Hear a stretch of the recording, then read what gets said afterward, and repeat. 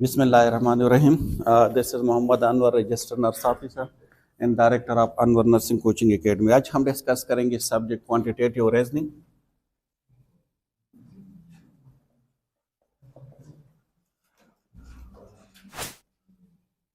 Unit क्या है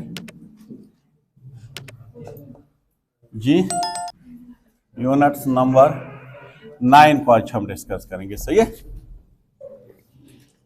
unit number 9 को हम डिस्कस करेंगे। और यूनिट नंबर 9 क्या है जी? Data and management. ठीक है, डेटा एंड डेटा मैनेजमेंट, ये बहुत ज़्यादा इंपॉर्टेंट टॉपिक है क्योंकि आप जब बाई स्टैटिस्टिक को हम डिस्कस करेंगे तो उसमें भी ये टॉपिक आपको मिलेगा। अगर हम रिसर्च को डिस्कस करेंगे तो इसमें भी ये टॉपिक आपको मिलेंगे। और अगर हम एपिडेमियोलॉजी को डिस्कस करेंगे अगेन ये टॉपिक आपको वहाँ पे मिलेंगे। और अगर हम CHN को डिस्कस करेंगे तो वहाँ पे भी ये टॉपिक आपको मिलेंगे। और क्वांटिटेटिव रीजनिंग में भी है। So it's very important topic है कि डेटा क्या है और डेटा को हम किस तरह मैनेज कर सकते हैं, डेटा मैनेजमेंट हम किस तरह करते हैं। ठीक है, देख, इसके बारे में एक कंप्लीट और एक कंप्रहेंसिव वीडियो ऑलरेडी अवेलेबल है। सही है, इस टॉपिक के ऊपर 7 सेमेस्टर रिसर्च प्लेलिस्ट में 7 सेमेस्टर रिसर्च को सर्च करें और वहाँ पे होंगे variable and types of variable. या आप जो है 6 सेमेस्टर बाय स्टैटिस्टिक को आप सर्च करें, वहाँ पे डेटा एंड डेटा मैनेजमेंट के नाम से ये टॉपिक वहाँ पे मौजूद होंगे। सही है, तो वहाँ से आप कंप्रहेंसिवली देख सकते हैं अगर आप डिटेल से देखना चाहते हैं। क्योंकि इसमें जो मेन चीज़ें आज हम डिस्कस करेंगे, सबसे पहले हम डिफाइन करेंगे कि डेटा क्या है, फिर हम डिफाइन करेंगे कि वेरिएबल क्या है और वेरिएबल की जो डिफरेंट टाइप्स है वो कौन कौन से हैं। फिर हम डेटा की टाइप को डिस्कस करेंगे कि डेटा की मेन टाइप्स क्या है और फिर इसकी सब टाइप क्या है। फिर हम ये डिस्कस करेंगे कि नर्सिंग में हम डेटा को क्यों पढ़ते हैं। सही है, तो सबसे पहले क्वेश्चन इज दैट कि डेटा को हम नर्सिंग में, डेटा है क्या? एनीवन हु जी know about it? Collection of figure information. एक simply you can say data is the piece of information, या data is a factual information, या simple you can say data is a information. अक्सर हम कहते हैं ना, आपस में भी हम कहते हैं कि आपके बारे में मेरे पास काफ़ी डाटा मौजूद है। एट्स मीन कि I have much more information about you. So data को हम यूज करते हैं इंटरचेंजेबली इंफॉर्मेशन के लिए। हम कहते हैं ना, इस बंदे के वो डेटा निकाले आप जरा, यानी मतलब इसकी इंफॉर्मेशन आप निकालें। ठीक है, या कहते हैं ना कि आपके बारे में मैंने काफ़ी डेटा कलेक्ट किए हैं। एट्स मीन कि आपके बारे में मैंने काफ़ी इंफॉर्मेशन कलेक्ट की है। तो सिंपली आप डेटा को डिफाइन कर सकते हैं कि डेटा का मतलब क्या है, इंफॉर्मेशन, बट फैक्चुअल इंफॉर्मेशन या कलेक्शन ऑफ इंफॉर्मेशन। सही है, आप इंफॉर्मेशन को कलेक्ट करना। फॉर एग्जांपल इस क्लास की अगर हम बात करें तो एक इंडिविजुअल से जब हम मतलब उसकी जो इंट्रोडक्शन करवाते हैं तो कि ये क्या है, डेटा है। सही है, आप लोगों से जब आते हैं और आप लोगों से इंटरव्यू ले जाते हैं तो ये क्या है, डेटा है। अब नर्सिंग में डेटा क्यों इंपॉर्टेंट है, नर्सिंग में हम डेटा क्यों डिस्कस करते हैं और फिर मैथ्स में हम डेटा को क्यों डिस्कस करते हैं। देख, सबसे पहले यह है कि नर्सिंग में हम जो भी इंटरवेंशन करते हैं ना, तो हम कहते हैं कि एविडेंस बेस्ड प्रैक्टिस हम कहते हैं। मतलब नर्सिंग में आप जो भी काम करोगे ना तो उसकी कुछ ना कुछ एविडेंस होगी, उसकी कुछ ना कुछ रेशनल होगी। ऐसा नहीं है कि बस दिल में आया और आपने कर लिया। फॉर एग्जाम्पल, अगर एक इंडिविजुअल है और उसको टेम्परेचर है तो हम क्या करते हैं, कोट स्पंजिंग करवाते हैं ना। कोट स्पंजिंग आपको पता है, घर में भी अगर कोई नर्स नहीं है तो वो भी घर में करवा देते हैं अपने बच्चों को। ठीक है, उसके हाथ और उसके पाँव उसको ठंडा कर देते हैं ना with water. So this is called cold sponging. अब ये कोट स्पंजिंग आप क्यों करवाते हो, ठीक है, ये क्यों के आंसर आपके पास होनी चाहिए और this is called evidence based practice. तो एविडेंस बेस्ड प्रैक्टिस के लिए सबसे पहले आपके पास क्या होनी चाहिए, डेटा। आपने कोई रिसर्च की होंगे, आपके पास कोई इंफॉर्मेशन होगी, इसकी बेस पे आप कर रहे हो। ठीक है, आप किसी पेशेंट हैं, और आप इसकी हेल्थ असेसमेंट कर रहे हो ना। हेल्थ असेसमेंट आप लोग पढ़ चुके होंगे, अगर नहीं है तो आई थिंक थर्ड सेमेस्टर से आप लोगों की स्टार्ट हो रही है। मतलब जब आपके पास फर्स्ट टाइम पेशेंट आते हैं तो सबसे पहले हम क्या करते हैं, असेसमेंट करते हैं। तो असेसमेंट में हम क्या करते हैं, डेटा को कलेक्ट करते हैं, ऑब्जेक्टिव डेटा, सब्जेक्टिव डेटा। ठीक है, तो जब तक आप डेटा को कलेक्ट नहीं करोगे तब तक आप कोई डायग्नोज नहीं बना सकते। फॉर डायग्नोज आपके पास क्या होनी चाहिए, डेटा होनी चाहिए। जब तक आपके पास डेटा नहीं है आप डायग्नोज नहीं बना सकते। फिर हम क्या करते हैं कि इस डायग्नोज के बेस पे हम इसको इंटरवेंशन करवा देते हैं ना। अगर उस कोर्स पंचेस करवाने हैं, पोजीशन चेंज करवाने हैं, कोई प्रेस्क्राइब मेडिकेशन देने हैं, तो ये जो डिसीजन आप लेते हैं ना, क्लिनिकल डिसीजन, वो किस बेस पे आप लेते हैं, डेटा की बेस पे। सही है। अगर कोई पेशेंट है और आप उसकी सर्जरी करवा रहे हैं तो क्यों, अगर एक पेशेंट है एपेंडिक्टाइटिस के साथ, तो कैसे आपको पता चले कि इस पेशेंट को एपेंडिक्टाइटिस है, डेटा के थ्रू। एक तो आपने सब्जेक्टिव डेटा ले लिया, पेशेंट ने आपको खुद बता दिया कि जो राइट फ्लैंक पेन है उसको, एक ये डेटा है। एक ऑब्जेक्टिव डेटा, ठीक है, आपने खुद ऑब्जर्व किया कि पेशेंट जो है रेस्टलेस है, उसको पेन है, उसको नोजिया है, वोमिटिंग है। ठीक है, तो ये आपने खुद ऑब्जर्व किया। Nausea is a subjective data and vomiting is a objective data. ठीक है, इसके बाद आपने उसके लेबोरेटरी जो वैल्यूज है उसको आपने देख लिया ना, कि मतलब उसके टीएलसी हाई है या नहीं है। ठीक है, तो ये सारी चीजें, जब ये सारी इंफॉर्मेशन आपके पास आ गई तो इस इंफॉर्मेशन के बेस पे आपने ये डायग्नोज बना दिया कि पेशेंट को क्या है, एपेंडिक्टाइटिस है। आप उसके लिए आप क्या करोगे, व्हाट विल यू डू। सही है, आप उसके लिए सर्जरी करोगे या एडमिट करोगे, जो भी करना। ये क्लिनिकल डिसीजन आप किस बेस पे लेते हैं, डेटा की बेस पे। आप किसी पेशेंट को मेडिसिन दे रही है, डोज कैलकुलेशन। ठीक है, तो किस बेस पे आप डोज कैलकुलेशन कर सकते हैं, मतलब डेटा की बेस पे। इसके वेट कितने हैं, इसके एज क्या है, उसको डिजीज कौन से हैं, डॉक्टर ने कौन सी मेडिसिन उसको प्रेस्क्राइब की है, इसके डोज क्या है, कितने में डाइलोट करना है। तो ये सारे इंफॉर्मेशन आपके पास होंगे तब आपको ये मेडिसिन आप उसको प्रेस्क्राइब कर सकते हो। तो ये इंपॉर्टेंट्स है।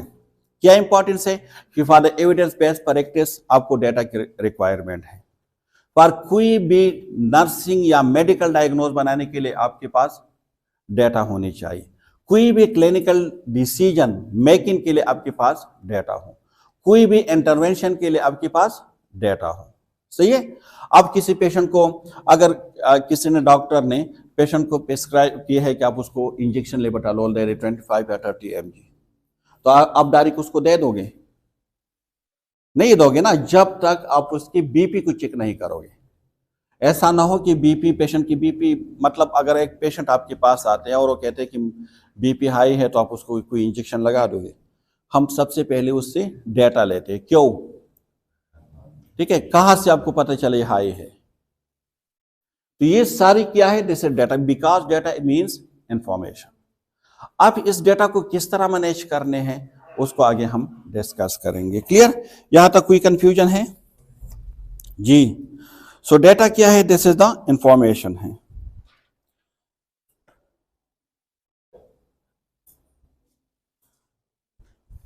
सही है।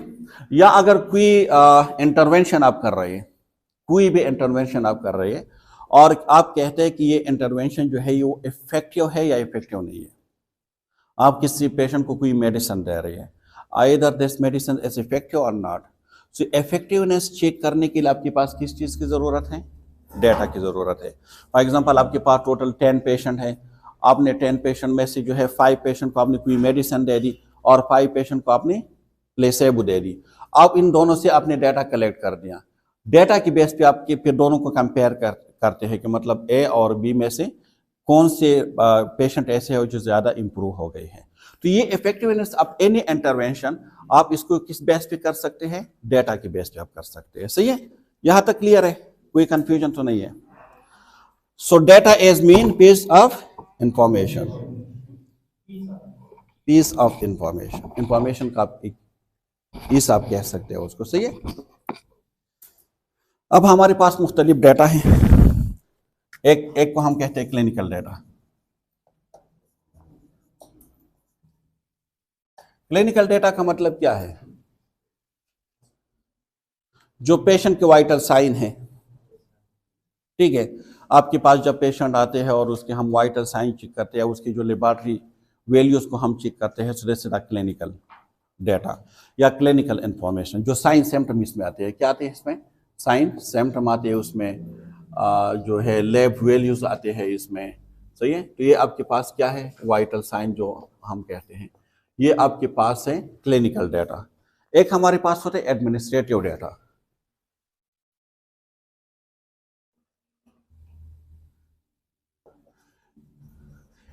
ये टाइप नहीं है, ये मैं सिर्फ आपको ये बता रहा हूं कि ये डेटा मतलब हमारे पास कौन कौन से डेटा है नर्सिंग में। एडमिनिस्ट्रेटिव डेटा का मतलब क्या है? लेंथ ऑफ स्टे, हमारे पास जो पेशेंट स्टे करते हैं, हमारे पास जो पेशेंट आते हैं, कितने दिन तक वो हॉस्पिटल में स्टे करते हैं। तो लेंथ ऑफ स्टे क्यों इंपॉर्टेंट है? ये डेटा क्यों इंपॉर्टेंट है जी? लेंथ ऑफ स्टे, इसको हम क्यों देखते हैं, ये क्यों इंपॉर्टेंट है जी? For quality of care. अगर किसी हॉस्पिटल में जल्दी एक पेशेंट ठीक होकर घर जाता है, तो इसका मतलब क्या है? कि वहां पे क्वालिटी ऑफ केयर है।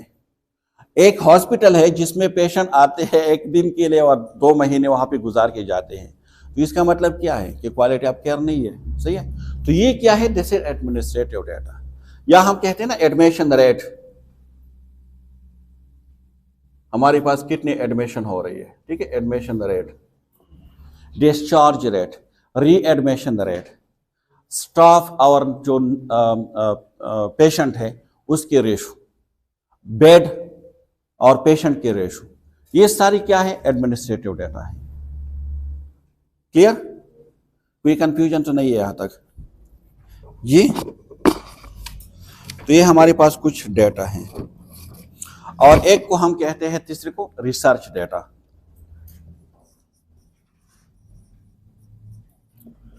रिसर्च डेटा, सही है। रिसर्च डेटा क्या है? जितने भी क्लिनिकल ट्रायल होते हैं, जितने भी क्लिनिकल ट्रायल, किसी मेडिकेशन को किसी पेशेंट के ऊपर उसको टेस्ट करना, ठीक है, एविडेंस बेस्ड जो हमारे पास साइंटिफिक नॉलेज होते हैं, उसको रिसर्च डेटा कहते हैं। तो ये 3 नर्सिंग में अगर आप देखें तो ये 3 टाइप की जो मेन डेटा है आपको मिलेंगे। या क्लिनिकल डेटा के साथ आपका मतलब इंटरेक्शन होगा, जब पेशेंट आपके पास आएंगे, पेशेंट की असेसमेंट करोगे, पेशेंट की आप हिस्ट्री लोगे, पेशेंट के वाइटल साइन चेक करोगे, उसके लेबोरेटरी टेस्ट की वैल्यू चेक करोगे, सो this is a clinical data. आपके पास कितने पेशेंट एडमिट होते हैं मेडिकल वार्ड में, कितने एडमिट होते हैं सर्जिकल वार्ड में, कितने पेशेंट जो है ओपीडी को अटेंड करते हैं, कितने पेशेंट री एडमिशन में आ जाते हैं, उसकी लेंथ ऑफ स्टे क्या है, सो this is a administrative data. और अगर आप किसी भी क्लिनिकल ट्रायल की बात करते हैं, जो साइंटिफिक नॉलेज के थ्रू आपके पास नॉलेज जो डेटा आते हैं, उसको कहते हैं रिसर्च डेटा। यहां तक क्लियर है? अब हम बात करेंगे वेरिएबल को। डेटा में तो कोई कंफ्यूजन नहीं है ना? डेटा में कोई कंफ्यूजन है? इंफॉर्मेशन, सही है। अब हम बात करेंगे व्हाट इज अ वेरिएबल।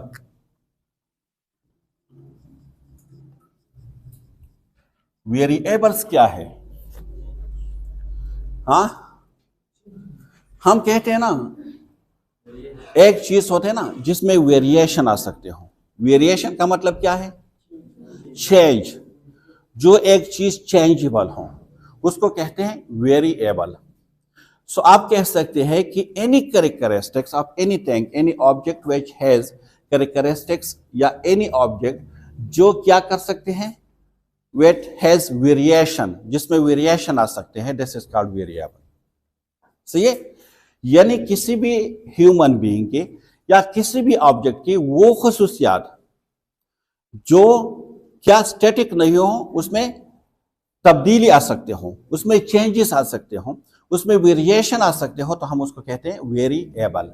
सही है। फॉर एग्जांपल वेरिएबल, क्या आप मुझे कोई एग्जांपल बता सकते हैं? सेकनेस जी। अच्छा, मुझे बता दें, अगर हम बात करेंगे टेम्परेचर के, तो ये क्या है? वेरिएबल है या वेरिएबल नहीं है? क्यों वेरिएबल है? चेंज होते हैं ना। कल अगर हम एटमॉस्फेयर टेम्परेचर की बात करें, तो 1 हफ्ते पहले जो टेम्परेचर था यहां पे, आज भी वही टेम्परेचर है? नहीं है ना। या अगर हम किसी बॉडी टेम्परेचर की बात करें तो जब से आप पैदा हुए आपके 37.4 या 37.6 टेम्परेचर है, कभी 37, कभी 38, कभी 39, कभी 40 सेंटीग्रेड की अगर हम बात करें, इस तरह फ़ारेनहाइट की अगर हम बात करें, ठीक है।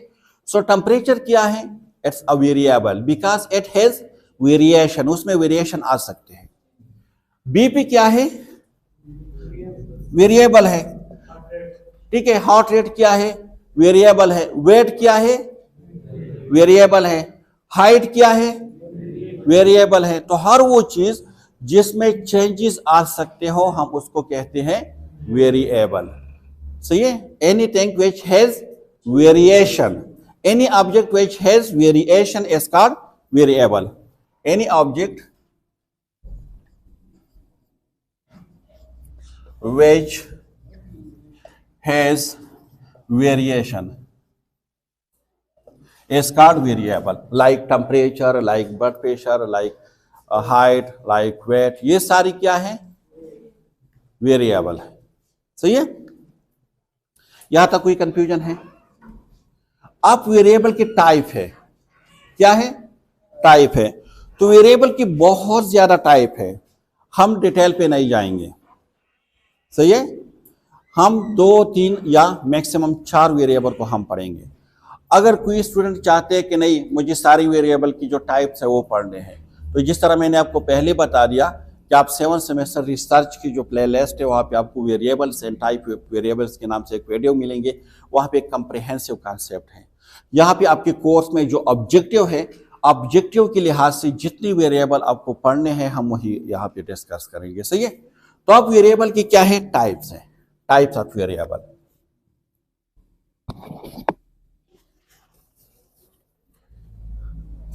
Now we will discuss about the types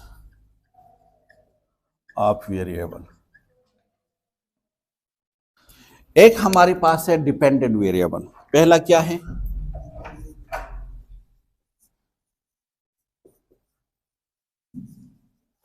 dependent variable. Dependent variable का मतलब क्या है, डिपेंडेंट का मतलब क्या है वैसे जी, जो इन्हिसार करते हैं किसी और चीज के ऊपर, तो हम उसको डिपेंडेंट कहते हैं। डिपेंडेंट वेरिएबल को हम आउटकम वेरिएबल भी कहते हैं। क्या, आउटकम वेरिएबल भी कहते हैं। और इसको हम एक और नाम भी बोलते हैं, इफेक्ट। क्या, इफेक्ट वेरिएबल। इसके कुछ खसूसियात होते हैं, कुछ कैरेक्टरिस्टिक्स होते हैं डिपेंडेंट वेरिएबल के। ये भी चेंज होगा। देख, जब वेरिएबल के लफ्ज आप सुनोगे ना, इसके आगे जो वेरिएबल है एट्स मीन उसमें चेंजेस आएंगे। लेकिन किस तरह चेंजेस आएंगे, डिपेंडेंट, वो किसी और चीज के ऊपर मुनहसर होगा, उस चीज की वजह से इसमें चेंजेस आएंगे। जब उस चीज की वजह से उसमें चेंजेस आएंगे तो ये आउटकम वेरिएबल हो गया ना, मतलब किसी चीज की आउटकम। ठीक है, मैं एग्जांपल बता दूंगा तो आपके लिए आसान हो जाएंगे। या ये किसी चीज का इफेक्ट होगा। मैं इसके एक एग्जांपल दे देता हूं। आपके घर में, मेडिकल टर्मिनोलॉजी के बगैर मैं एक चीज बता देता हूं, आपके घर में भी ये चीज मशहूर है ना कि जब कोई ब्लड प्रेशर के मरीज होते हैं तो आप कहते हैं उसको कि आप नमक न खा लें, ऐसा कहते हैं ना। ठीक है। या कहते हैं कि आपने ज्यादा नमक यूज किया होगा। या अगर किसी के बीपी कम होते हैं तो आप डायरेक्टली वाटर के अंदर जो है साल्ट को मतलब डिजॉल्व करते हैं, आप पेशेंट को देते हैं कि आप उसको पी लें। ऐसा ही है। क्यों, क्या जो सॉल्ट है, सोडियम है, उसकी वजह से बीपी क्या होते हैं, इंक्रीज होते हैं ना। सोडियम की वजह से बीपी इंक्रीज होते हैं। तो दो वेरिएबल हो गए ना, एक सोडियम और एक बीपी। सोडियम भी वेरिएबल है ना, या नहीं है? सोडियम वेरिएबल है या नहीं है? क्यों वेरिएबल है? किस तरह चेंजेस आ सकते हैं उसमें? क्वांटिटी में चेंजेस आ सकते हैं। आप 1 ग्राम भी ले सकते हैं, आप 2 ग्राम भी ले सकते हैं, आप 10 ग्राम भी ले सकते हैं, आप 1 kg भी ले सकते हैं। ठीक है। तो इसको कहते हैं वेरिएबल, जिस चीज में आप चेंजेस कर सकते हो। क्या ये जो जितने भी स्टूडेंट्स हैं आप सब सेम सोडियम को यूज करते हैं? ठीक है। फॉर एग्जाम्पल कभी कभार जो है ना आपके सामने जब डाइट आ जाते हैं तो बिल्कुल नॉर्मल डाइट होंगे, लेकिन जो लोग ज्यादा सोडियम यूज करते हैं तो वो क्या कहते हैं कि उसमें नमक क्या है, कम है, बिकॉज वो ज्यादा। तो मतलब सोडियम क्या है, वेरिएबल है। तो आपके पास दो वेरिएबल आ गए ना, एक आपके पास है सोडियम और एक आपके पास क्या हो गया, बीपी। हमने क्या कहा कि सोडियम की वजह से क्या होते हैं, बीपी ज्यादा या कम होते हैं, ऐसा ही है ना।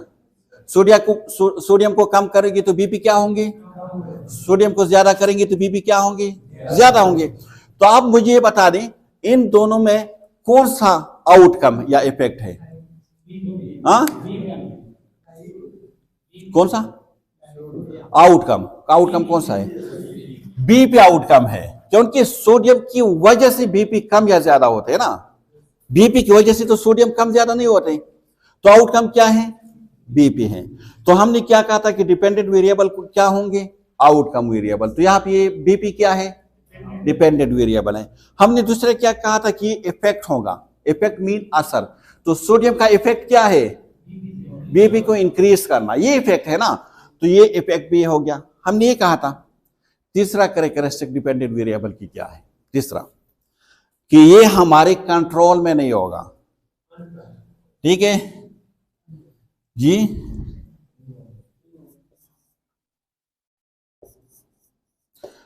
Not in the researcher control,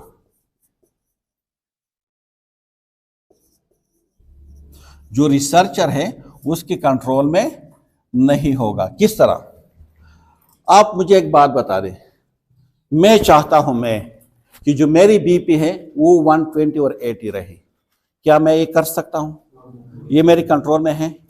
मैं चाहता हूं कि मेरी जो टेम्परेचर है वो 37 ही रहे, क्या ये मेरे कंट्रोल में है, नहीं है ना। मैं चाहता हूं कि मेरी जो वेट है वो 70 हो, 70 से इंक्रीज डिक्रीज ना हो, ये मेरे कंट्रोल में है, नहीं है ना। लेकिन आप मुझे एक बात बता दें, ये तो मेरे कंट्रोल में नहीं है कि मैं बीपी को 120/80 रखूं, ये मेरे कंट्रोल में है, नहीं है ना। तो एक तो डायरेक्टली आप ये कह सकते हैं कि ये मेरे कंट्रोल में नहीं है, तो हमने कहा था कि ये रिसर्चर के कंट्रोल में नहीं होगा। तो मतलब ये कौन सा वेरिएबल है, डिपेंडेंट वेरिएबल है। यहां तक क्लियर है, डिपेंडेंट वेरिएबल आपकी समझ में आ गई। डिपेंडेंट वेरिएबल जो है वो हमेशा किसी और वेरिएबल की आउटकम या उसकी इफेक्ट होंगे और ये रिसर्चर के कंट्रोल में नहीं होंगे। हम अपनी मर्जी से उसको सेट नहीं कर सकते, सही है। अगर एक पेशेंट को, चलो मैं एक एग्जांपल दे देता हूं, अब एक पेशेंट को उसको नाजिया और वोमिटिंग है, ठीक है, या एक पेशेंट है और उसने कोई पॉइजनिंग चीज खाई है, हम उसको एक सिरप देते हैं, एपेक के नाम से आते हैं। उस सिरप का काम है वो नाजिया वोमिटिंग करवाते हैं, वोमिटिंग करवाना। अब मुझे ये बता दें कि वो जो सिरप है एपेक और जो वोमिटिंग है उसमें से डिपेंडेंट वेरिएबल कौन सा है, सिरप किस तरह है, वोमिटिंग है ना, सिरप की वजह से वोमिटिंग होते हैं ना। तो आउटकम क्या है, वोमिटिंग है ना। क्या वोमिटिंग आपके कंट्रोल में है, मैं चाहता हूं कि मैं 3 बार कर लूं, इससे ज्यादा नहीं, मेरे कंट्रोल में है, नहीं है ना। तो मतलब ये और डिपेंडेंट वेरिएबल कौन सा है, वोमिटिंग है। एक पेशेंट है उसकी बीपी है हाई, फॉर एग्जांपल उसकी बीपी है 200/130, आप इसको लगा रहे इंजेक्शन लेबोटालोल, ठीक है, 25 mg उसको दे रहे हैं। अब मुझे बता दें इन दोनों में इंजेक्शन लेबोटालोल और बीपी में वेरिएबल, डिपेंडेंट वेरिएबल कौन सा है, बीपी है। क्यों है, ठीक है, बीपी में क्यों चेंजेस आएंगे, किस चीज की वजह से चेंजेस आएंगे, लेबोटालोल की वजह से चेंजेस आएंगे। तो ये लेबोटालोल क्या है, इफेक्ट है, इसकी वजह से इंक्रीज या डिक्रीज होंगे। क्या बीपी मेरे कंट्रोल में है, तो ये डिपेंडेंट वेरिएबल है। यहां तक क्लियर है। दूसरा टाइप है उसको हम कहते हैं independent, independent variable. Independent variable का मतलब क्या है, उसको हम काज इफेक्ट भी कहते हैं, क्या काज, उसको हम काज भी कहते हैं, काज वेरिएबल, ठीक है, काज वेरिएबल हम उसको कहते हैं। दूसरा क्या है, ये कंट्रोल में होगा, अंडर कंट्रोल।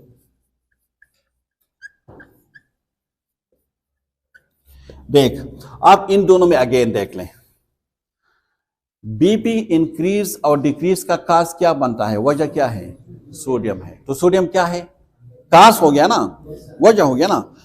आपको एक डिजीज हो रही है, नमूनिया है आपको, एक बैक्टीरिया की वजह से। तो नमूनिया और बैक्टीरिया में काज क्या है, बैक्टीरिया है ना। तो आप बैक्टीरिया को ले सकते हैं for your only understanding. Bacteria क्या है, इंडिपेंडेंट है, ठीक है।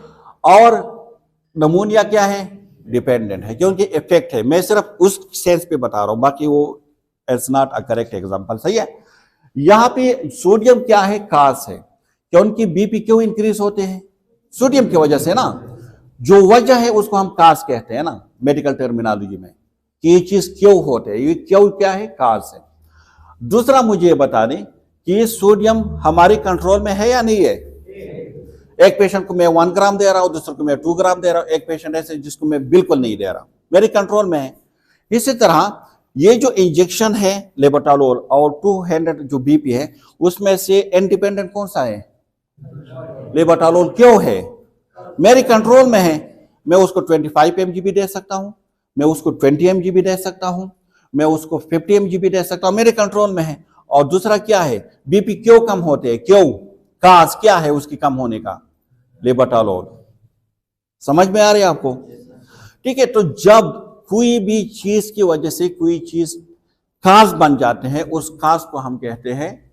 देख, जब भी रिसर्चर कोई इंटरवेंशन करते हैं, कोई एक्सपेरिमेंट करते हैं, तो इन दोनों वेरिएबल को यूज करते हैं, dependent variable and independent variable. Dependent variable हमेशा इफेक्ट होते हैं, आउटकम होते हैं आपकी रिसर्च है जो आप करते हो, दिस इज इंडिपेंडेंट वेरिएबल। समझ में आ गई आपको या नहीं आई, ठीक है। एक और है जिसको हम कहते हैं एक्सट्रिंसिक वेरिएबल। एक्सट्रिंसिक नेम से जाहिर है कि एक्सट्रिंसिक का मतलब क्या है, जी बिल्कुल आपने सही कहा।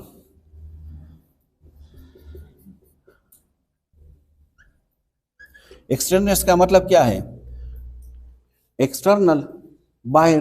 देख, एक ऐसा वेरिएबल जो हर टाइम मौजूद होता है, हमारी रिजल्ट के ऊपर उसका इफेक्ट भी होता है, लेकिन हम उसके साथ कुछ भी नहीं कर सकते, हम उसको इग्नोर करते हैं, ठीक है।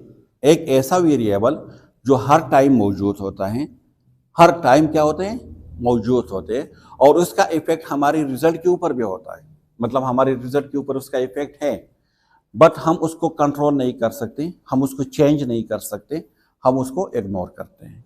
इसके एग्जांपल क्या है, जी ऑक्सीजन भी आप कह सकते हैं, ठीक है। अगर आप देखना चाहते हैं ना किसी चीज के एक्सपेरिमेंट कि दोनों में से कौन से आपने दो चीजें इजाद की हैं, एक आपके पास जो मतलब फॉर एग्जांपल दो इंस्ट्रूमेंट आपने इजाद किए हैं कि ये ज्यादा जबरदस्त आग लगाते हैं या ये दूसरा वाला, तो आप एक ऐसे एरिया पे करते हैं जहां पे ऑक्सीजन कम है, तो वहां पे कम आग लगेंगे, जहां पे ऑक्सीजन ज्यादा है वहां पे अच्छे ज्यादा लगेंगे, ठीक है, ऐसा ही है ना।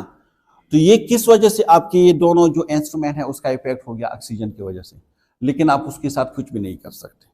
मतलब आपके इख्तियार में तो नहीं है कि आप ऑक्सीजन को कम करें या ज्यादा करें, एटमॉस्फेयर को है।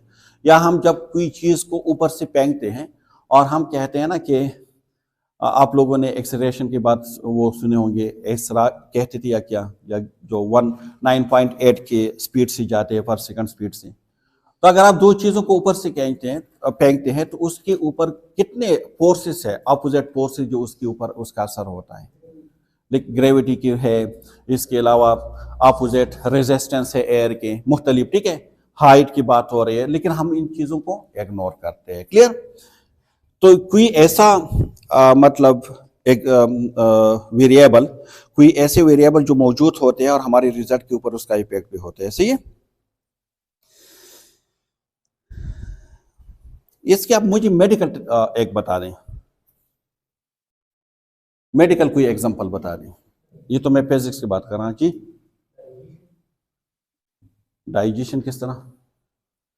देख, अगर एक पेशेंट है, उसको कोई ट्रॉमा हुआ है, जो भी है वोंड है, आप उसके ड्रेसिंग करवाते हो। क्या करवाते हो? ड्रेसिंग। अब उस ड्रेसिंग की वजह से उसकी जो एंजाइटी लेवल है ना, जब भी आप उसको कहते हैं कि आपको ऊटी लेकर जाते हैं ड्रेसिंग के लिए, उसके एंजाइटी लेवल इंक्रीज होते हैं। तो यहाँ पे देख, दो वेरिएबल तो आपको जाहिर तौर पे नजर आएंगे। एक एंजाइटी लेवल है और दूसरा क्या है? ड्रेसिंग है। दो हो गए ना। अब ड्रेसिंग इंडिपेंडेंट है ना, आपके कंट्रोल में है, लेकिन एंजाइटी आपके कंट्रोल में नहीं है। तो मतलब एंजाइटी आपके पास डिपेंडेंट वेरिएबल है, ड्रेसिंग आपके पास इंडिपेंडेंट वेरिएबल है। लेकिन इसकी बीच एक और वेरिएबल मौजूद है जो हम उसको इग्नोर करते हैं, हालांकि उसके रिजल्ट के ऊपर इसका असर है, मतलब उसके एंजाइटी लेवल को इंक्रीज डिक्रीज करते हैं। वो क्या है? उसकी पेन लेवल है। ड्रेसिंग की वजह से उसको पेन होते हैं, उस पेन की वजह से उसको एंजाइटी है, ड्रेसिंग की वजह से तो एंजाइटी नहीं है। अब ड्रेसिंग से किसी को क्या एंजाइटी हो सकती है? अगर आपने खुद भी देखा होगा, घरों में कभी कभार आप जख्मी हो चुके होंगे, तो घर में अक्सर उसके ऊपर काटन लगाते हैं। फिर जब वो काटन को रिमूव करते हैं ना, कितना पेनफुल होते हैं। हम उसको नहीं देने देते ना, कि नहीं नहीं रिमूव नहीं करो। क्यों? काटन रिमूव करना क्या है? कुछ भी नहीं है ना, लेकिन पेन की वजह से। सो पेन क्या है? एक्सट्रिंसिक वेरिएबल है, जो बजाहिर तो मौजूद है, हम उसको इग्नोर करते हैं। हम क्या कहते हैं कि ड्रेसिंग की वजह से उसके एंजाइटी लेवल इंक्रीज और डिक्रीज हो रहे हैं, हालांकि ड्रेसिंग की वजह से नहीं है, कोई और वेरिएबल है। वो वेरिएबल क्या है? पेन है। ठीक है। कोई पेशेंट सर्जरी के लिए जाते हैं ना, अक्सर सर्जरी के लिए मना करते हैं कि नहीं, मुझे सर्जरी के लिए नहीं जाना है। ऐसा ही है। क्यों?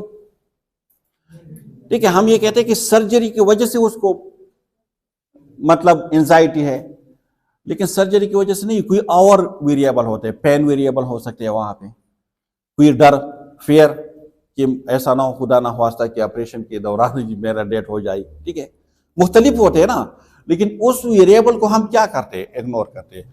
उस वेरिएबल को कहते हैं एक्सट्रिंसिक वेरिएबल। ठीक है। Apart of these both variable, there is one another variable is always present, but we ignore. समझ में आ गई? ये तीन वेरिएबल, कोई मुश्किल तो नहीं है। सही है। अब एक और चीज मैं आपको बता देता हूं, डेटा की एक और आसान डिफिनेशन में आपको बता देता हूं। देख, जो न्यूमेरिकल डेटा है, numerical data which is collected for the variable is called data. इस वेरिएबल के लिए आप जो डेटा कलेक्ट करते हैं, न्यूमेरिकल डेटा, उसको हम क्या कहते हैं? डेटा कहते हैं। किस तरह? बीपी आपकी क्या है? बीपी क्या है यार? बीपी क्या है? डिपेंडेंट इंडिपेंडेंट को फिलहाल छोड़िए, बीपी क्या है? वेरिएबल है ना, बीपी वेरिएबल है।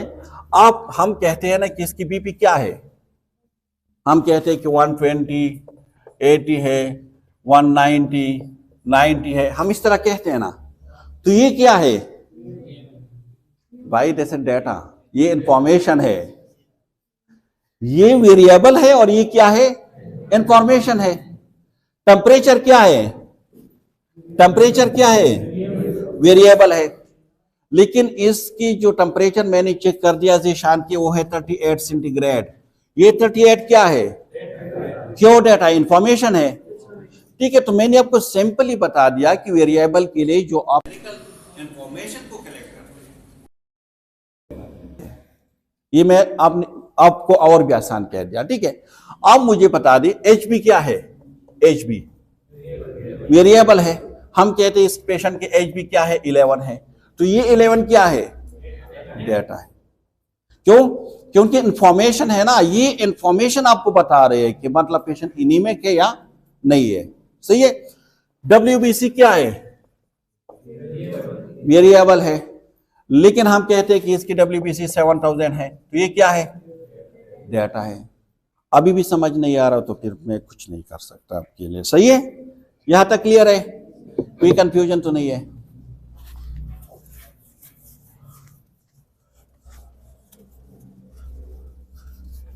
दोनों आंखें, दोनों कान को ओपन करके अपने सुनना है। सही है। अब हम डिस्कस करेंगे टाइप ऑफ डेटा। क्या डिस्कस करेंगे? टाइप ऑफ डेटा, कि डेटा की टाइप क्या है।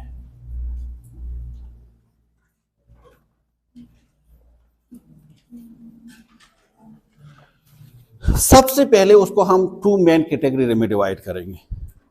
एक को हम कहते हैं क्वालिटेटिव डेटा और एक को हम कहते हैं क्वांटिटेटिव डेटा। सही है? पहले हम उसको टू मेन कैटेगरी में डिवाइड करते हैं, क्वालिटेटिव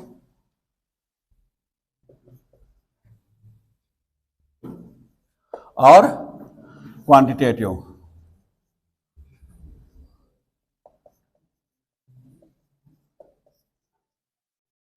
ठीक है? क्वालिटेटिव डेटा उसको हम सिंपली डिस्क्रिप्टिव डेटा कहते हैं। क्या? डिस्क्रिप्टिव, या उसको डिस्क्रिप्टिव इंफॉर्मेशन भी आप कह सकते हैं।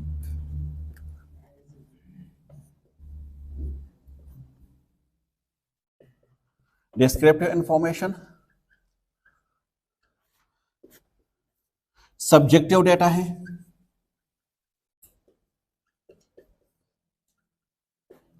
ओवरऑल डेटा भी कहते हैं उसको।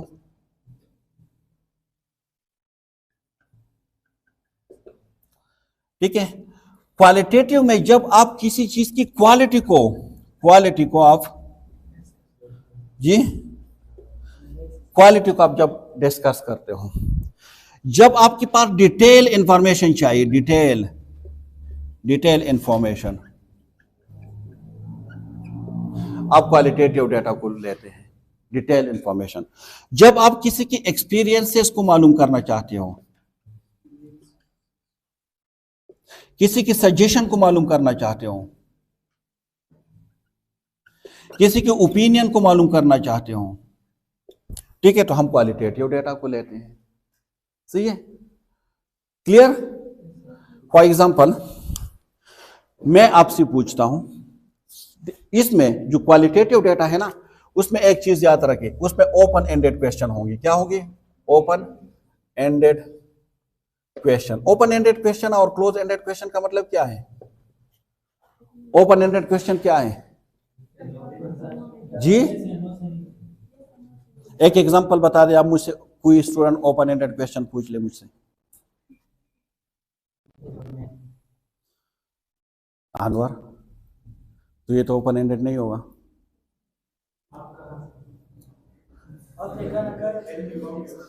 देख, आप नर्सिंग में क्यों आए? आपने मुझे एक देख, ओपन एंडेड और क्लोज एंडेड ये है ना, क्लोज एंडेड में आप उसको ज्यादा मौका नहीं देते, आप सिर्फ उससे शॉर्ट पूछते हैं कि आर यू अ मेल और फीमेल, वो कहते हैं मेल और फीमेल। आप उससे कहते हैं आर यू ओके, वो कहते हैं यस और no. Do you have any brother, yes no. ठीक? तो ये क्या है? Close ended. ओपन एंडेड क्या है? आप उसको वाई एंड हाउ, ठीक है, ये जब क्वेश्चन करते हैं ना, आप नर्सिंग में क्यों आए हो, तो वो अपनी कहानी सुनाएगा। मैं इसीलिए आया, मैं वहां पे गया, मैंने ये देखा, मैंने वो देखा, मैं उससे इंस्पायर हो गया, फिर मैंने ये डिसीजन ले लिया, मैं नर्सिंग में आऊंगा, मैंने घर में बता दिया। तो अपनी कहानी शुरू करनी, उसको कहते क्यों? क्योंकि हमें डिटेल इंफॉर्मेशन चाहिए ना। हमने कहा क्वालिटेटिव में हमें डिटेल इंफॉर्मेशन चाहिए। मैं आपसे पूछता हूं कि आप मुझे इस कॉलेज के बारे में अपनी एक्सपीरियंसेस बता दें। ठीक है? आप अपनी क्या कहते हैं ख्यालात का इजहार करें। इधर आप इस कॉलेज में खुश हैं या नहीं है, अगर है तो क्यों है, अगर नहीं है तो क्यों नहीं है। मैं आपको मौका दे रहा हूं। तो this is called open ended question. समझ में आ गई? ठीक है? और जो इंफॉर्मेशन हमें दी जाती है वो डिस्क्रिप्टिव होता है, बिकॉज डिस्क्राइब करते हैं ना, डिस्क्राइब करते हैं। अब मैं आपसे पूछ रहा हूं प्लीज डिस्क्राइब योर सेल्फ, तो आप अपने आप को डिस्क्राइब करना शुरू कर दोगे। सही है? सब्जेक्टिव इंफॉर्मेशन है, क्योंकि आप मुझे बताते हो ना। क्वालिटेटिव में आप मुझे बताओगे, मुझे तो देखने से मुझे इतना वो नहीं होता। और क्या है? क्वालिटी, किसी चीज को क्वालिटी बयान करने के लिए डिटेल इंफॉर्मेशन आपके पास होनी चाहिए। और जब आप किसी की सजेशन, अच्छा मुझे बता दें कि मैं इस कॉलेज को छोड़ दूं या किसी और कॉलेज को ज्वाइन करूं या नहीं, आप इसके बारे में मुझे अपना सजेशन बता दें, तो आप कहेंगे नहीं, लेकिन क्यों नहीं? इसीलिए नहीं सर आप जाएंगे तो ये होगा वो होंगे, या अगर आप कहते हैं कि अच्छा है अगर आप चले जाए तो किसी और को मौका मिलेगा, कोई न्यू लोग आ जाएंगे, तो ये क्या है, ओपन एंडेड। सही है। इसी तरह ओपिनियन, अक्सर आप डॉक्टर के पास जाते हैं ना ओपिनियन लेने के लिए, तो वो क्या कहते हैं, आप वो टेस्ट देखते सिर्फ आपको तो ये नहीं कहते कि आपको डिजीज है या नहीं है, वो आपको समझाते हैं ना, सारे ओपिनियन बता देते हैं, अपनी ये मेडिसिन लेने हैं, टाइम पे लेने हैं, अपने एक्सरसाइज करने हैं, अपनी ये डाइट नहीं लेनी है, अपने स्मोकिंग को खत्म करने हैं, अपने एक्सरसाइज करने हैं, तो एक डिटेल से आपको चीजें बताते हैं। This is called qualitative. अब क्वालिटेटिव के अपोजिट इसमें एक चीज याद रखिए, क्वालिटेटिव में जो मोस्ट इंपॉर्टेंट थिंग्स होते हैं दिस इज वर्ड्स। क्या होते हैं? वर्ड्स, अल्फाज, वर्ड्स, अल्फाज। इसमें हमेशा आप वर्ड्स को यूज करोगे, न्यूमेरिकल को नहीं। आप ये नहीं कहेंगे कि मैं 10% ये था या 9% ये हूं, या ठीक है, आप क्योंकि आप वर्ड्स के अल्फाज को यूज करेंगे ना। अगर आप अपने बारे में मुझे बता रहे हैं तो आप कह रहे हैं कि सर मैं वहां पे पैदा हुआ था। हाँ, ऐसा नहीं है कि आपके उसमें ईयर भी मिस करे कि मैं जो है ना 12 मार्च, ठीक है, या चलो मैं आसान कर देता हूँ 3 मार्च 1990 को मैं पैदा हुआ था या पैदा हुई थी, ठीक है। तो ऐसा नहीं है कि आप कहेंगे कि सर ने कहा था कि इसमें अपने नंबर को यूज नहीं करना है तो आप इसको भी मिस करिए, ये नहीं, मतलब आप नंबर्स में मुझे नहीं बता सकते, आप अल्फाज में, आप अपनी कहानी, सिंपल यू कैन से, जो स्टोरी बताते हैं ना, दिस इज क्वालिटेटिव, ठीक है। अपने बारे में जो आप बता रहे हो, ये नंबर में नहीं होते, इसमें मोस्ट इंपॉर्टेंट नंबर नहीं होते, इसमें क्या होते हैं इंपॉर्टेंट वर्ड्स, कौन से अल्फाज आप यूज करते हो। क्लियर। इसके अपोजिट क्वांटिटेटिव है। क्वालिटेटिव, हाँ, अब अगर कोई पूछे, सिंपली आप पूछ लें कि सर इसकी डिफिनेशन तो आपने सही नहीं बताई ना, आपने तो सिर्फ ये कैरेक्टरिस्टिक्स बता दी कि ये डिस्क्रिप्टिव इंफॉर्मेशन है, सब्जेक्टिव है, ओवरवर्ड है। तो सिंपली क्वालिटेटिव डेटा का मतलब क्या है, डिफिनेशन,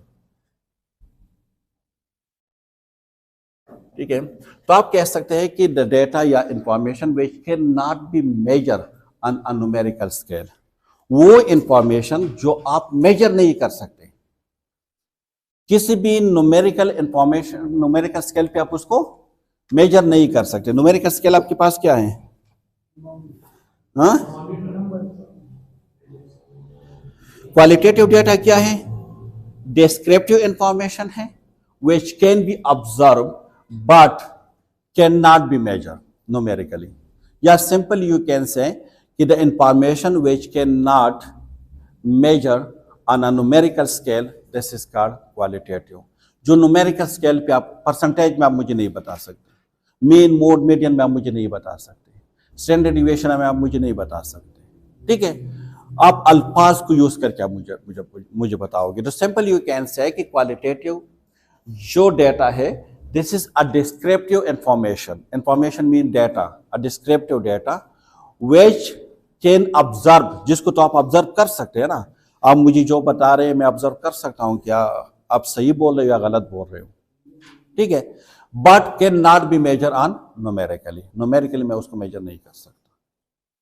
फॉर एग्जाम्पल मैं आपसे इसके एग्जाम्पल एक बता देता हूं किस तरह आप न्यूमेरिकल नहीं बता सकते। मैं आपसे पूछता हूं ना, अक्सर लोग कहते हैं ना यार मुझसे ज्यादा बात आज नहीं करो, मेरा मूड ठीक नहीं है। अब मुझे बता दें मूड कितना ठीक नहीं है, अब मुझे मेजर करके बता सकते हैं? मैं ये कह सकता हूं कि इसकी मूड से बेहतर है, कोई ऐसी इंस्ट्रूमेंट है जिसके ऊपर मैं उसको चेक करूं? नहीं है ना। आप कहते हैं यार आज मैं खुश हूं, आप मुझे बता दें कोई ऐसा इंस्ट्रूमेंट, मुझे बता दें कोई ऐसा स्केल मुझे बता दें जिसके ऊपर मैं उसको मेजर करूं कि ये कितना खुश है कोई ऐसा? नहीं है ना।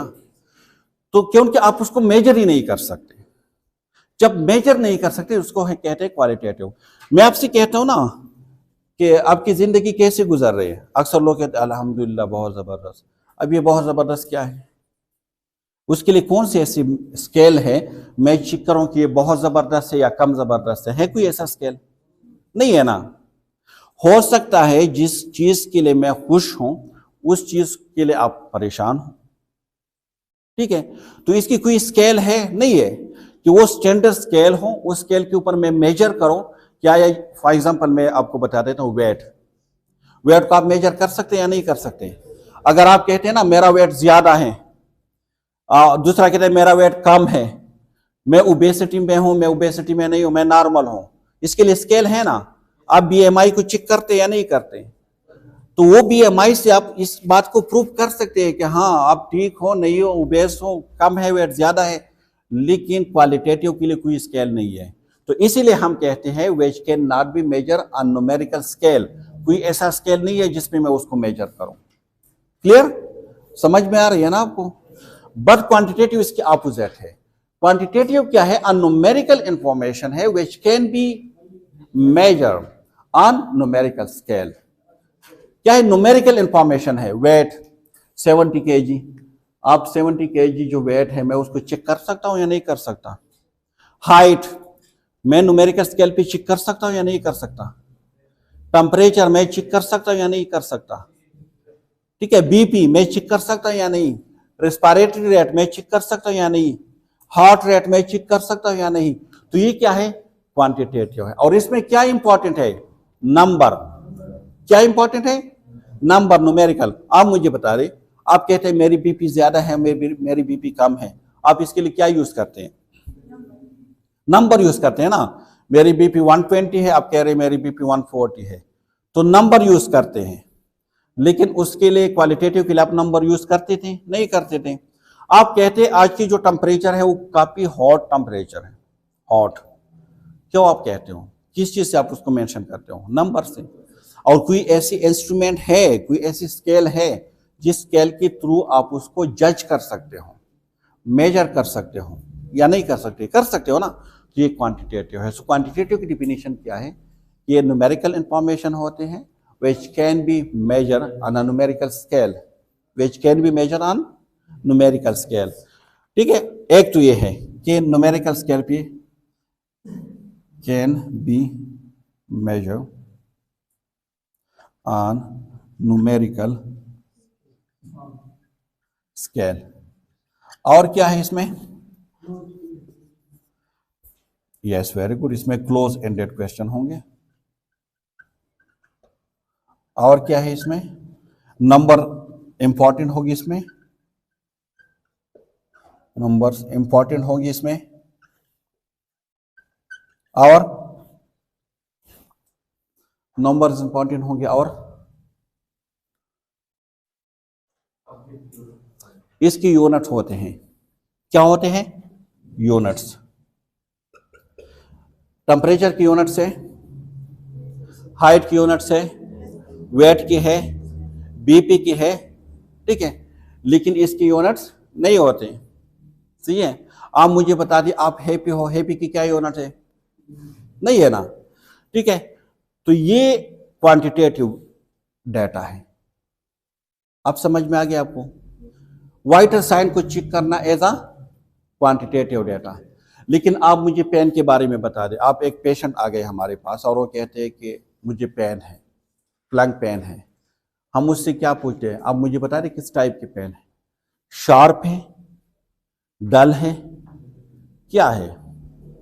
या पेशेंट से हम कहते हैं कि आपकी जो पेन है आप मुझे बता दें माइल्ड है, मॉडरेट है या सीवियर है। तो ये क्वांटिटेटिव है या क्वालिटेटिव है?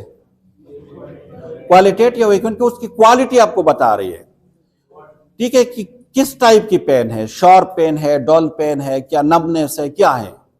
ठीक है, लेकिन अगर वो पेन स्केल पे आपको बता दे कि 1 से लेकर, हम उसको एक स्केल बता देते हैं ना कि 0 से लेकर 10 तक, अगर 1 से 3 तक है तो माइल्ड है, अगर 4 से 6 है तो ये मॉडरेट है, 7 to 10 है तो ये सीवियर है। इस तरह हम बताते हैं। अगर वो आपको पेन स्केल के ऊपर बता दे कि सर मेरा जो पेन है वो 6 पे है, तो दिस इज अ क्वांटिटेटिव। क्यों? एक तो उसने पेन स्केल पे मेजर कर दिया, दूसरा ये कि नंबर इंपॉर्टेंट है, नंबर इंपॉर्टेंट है। और यहां पे वो कह रहे कि शार्प है, माइल्ड है, मॉडरेट है। वर्ड इंपॉर्टेंट है। कौन सी चीज में आपको वर्ड्स में? जब वर्ड्स में बताते हैं आप समझे कि ये क्वालिटेटिव है, जब नंबर में बताते हैं आप समझे कि ये क्वांटिटेटिव है। क्लियर? समझ में आ गई बात? पेन लेवल को चेक करना, एंजाइटी लेवल को चेक करना, ये क्वालिटेटिव है ना। सही है, आप किसी एक्सपीरियंस बता रहे हैं अपनी किसी हॉस्पिटल के बारे में, तो ये सारी क्या है, क्वालिटेटिव है। सही है। अब एक पेशेंट है और आप उसको बेड सोर है, क्या है, बेड सोर है, आप उसको देख रहे हो, उसमें उसकी जो क्वालिटी आप उसको असेस कर रहे हो कि रेड है, उसमें से डिस्चार्ज हो रही है, ठीक है, तो ये क्या है, ये क्वालिटेटिव डेटा है या क्वांटिटेटिव है, क्वालिटेटिव है, ठीक है। लेकिन अगर आप स्टेज पे जा रहे हो, ये स्टेज 1 है, स्टेज 2 है, स्टेज 3 है, तो ये क्या है, क्वांटिटेटिव, क्योंकि आपके पास एक स्केल है ना, ब्रेडन स्केल आई थिंक इसके नाम से आते हैं, उसके ऊपर आप चेक करके आप बताते हैं ना कि ये कौन सी स्टेज है, आप उसको मेजर करते हो। अगर बेड सोर है और आप कह रहे हैं कि ये रेड है, ये डीप है, ये सुपरफिशियल है, तो ये क्या, कौन सा डेटा है, क्वालिटेटिव है।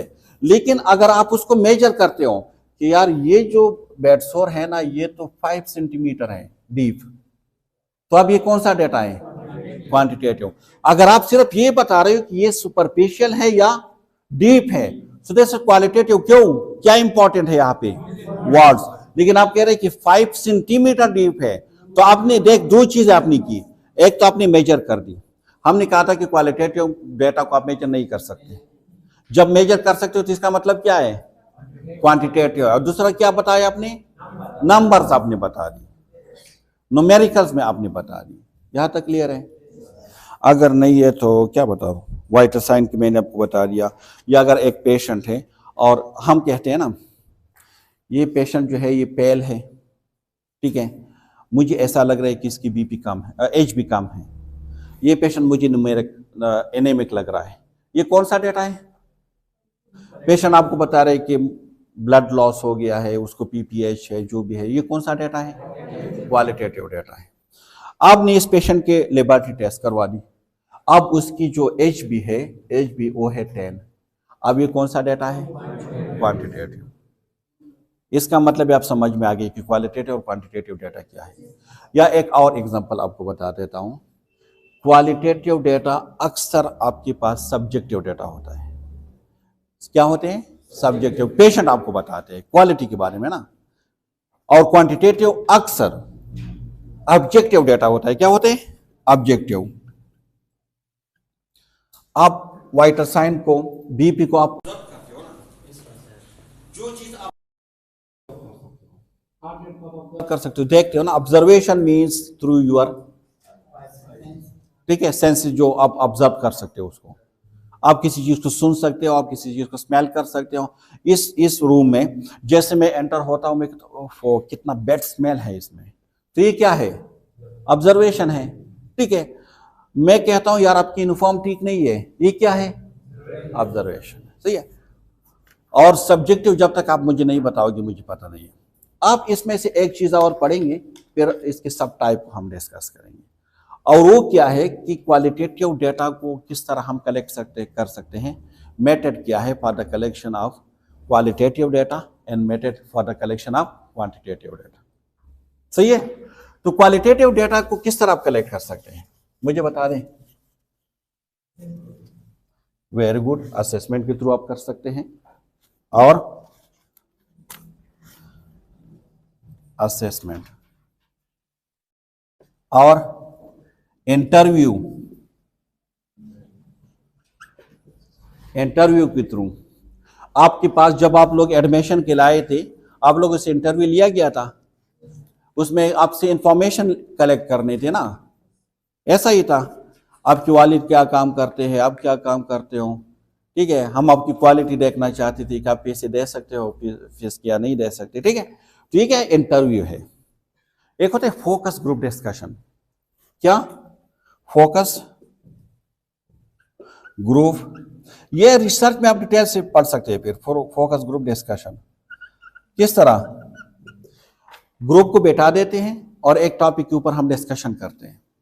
अच्छा मुझे बता दी इस कॉलेज में मैं चेंजेस लेकर आना चाहता हूँ, किस तरह लेकर आई, तो सब ग्रुप को बैठा देते हैं, हर एक की सजेशन सुनते हैं, मुख्तलिफ ओपिनियन आ जाते हैं।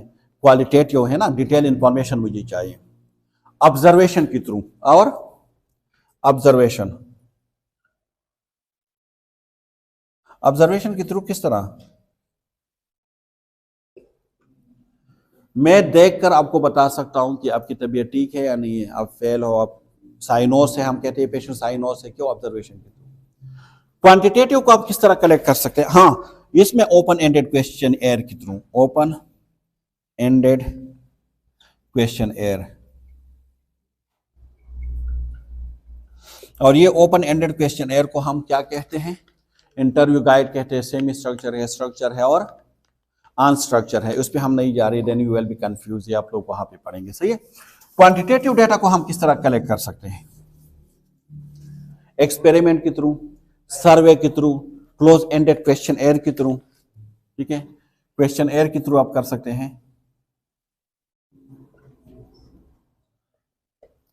और सर्वे के थ्रू आप कर सकते हैं। किसी जगह के आप सर्वे करते हैं उसके थ्रू आप कर सकते हैं। सही है।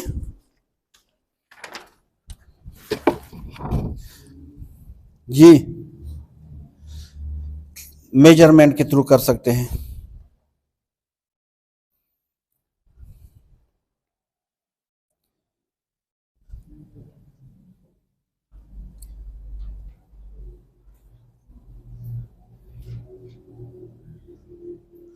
सही है। मेजरमेंट के थ्रू, वाइटल साइन को चेक करना through any instrument, directly observation के थ्रू। सही है।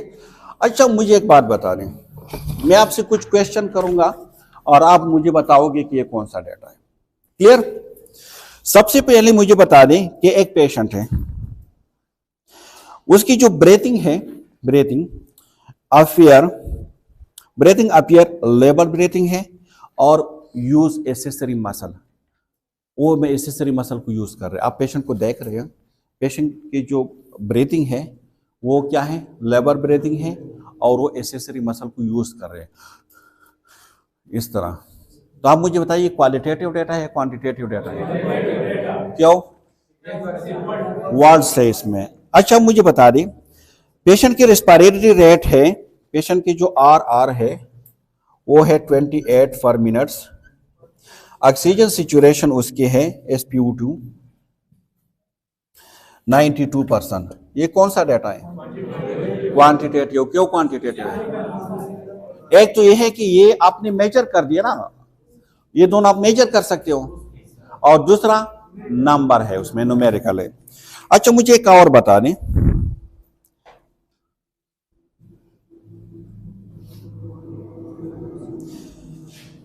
जी, patient report feeling less anxious after medication. Patient ये रिपोर्ट कर रहे हैं कि मेडिकेशन के बाद मेरी जो एंजाइटी है वो कम हो चुके हैं। ये कौन सा डेटा है? क्वालिटेटिव है, क्वांटिटेटिव है? क्वालिटेटिव, क्योंकि पेशेंट हमें बता रहे हैं। क्वालिटेटिव में हमने क्या कहा था कि सब्जेक्टिव डेटा होते हैं। दूसरा क्या है? वर्डिंग है।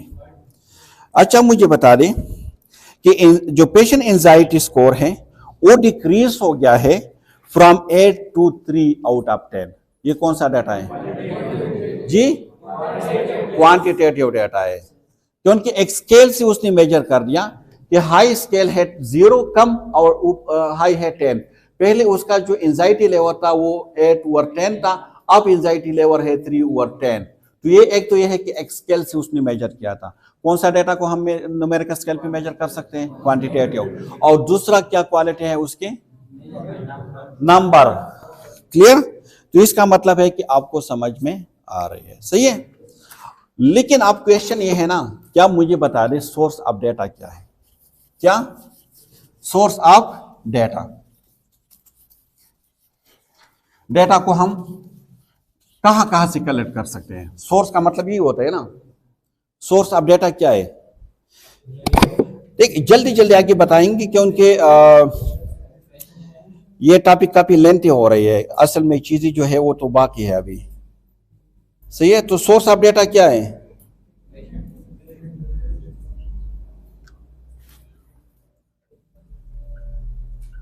सोर्स ऑफ डेटा दो मेन टाइप है। एक को कहते हैं प्राइमरी डेटा, प्राइमरी सोर्स, और दूसरा सेकेंडरी। ये मेन है, इसके अलावा और भी है, ठीक है।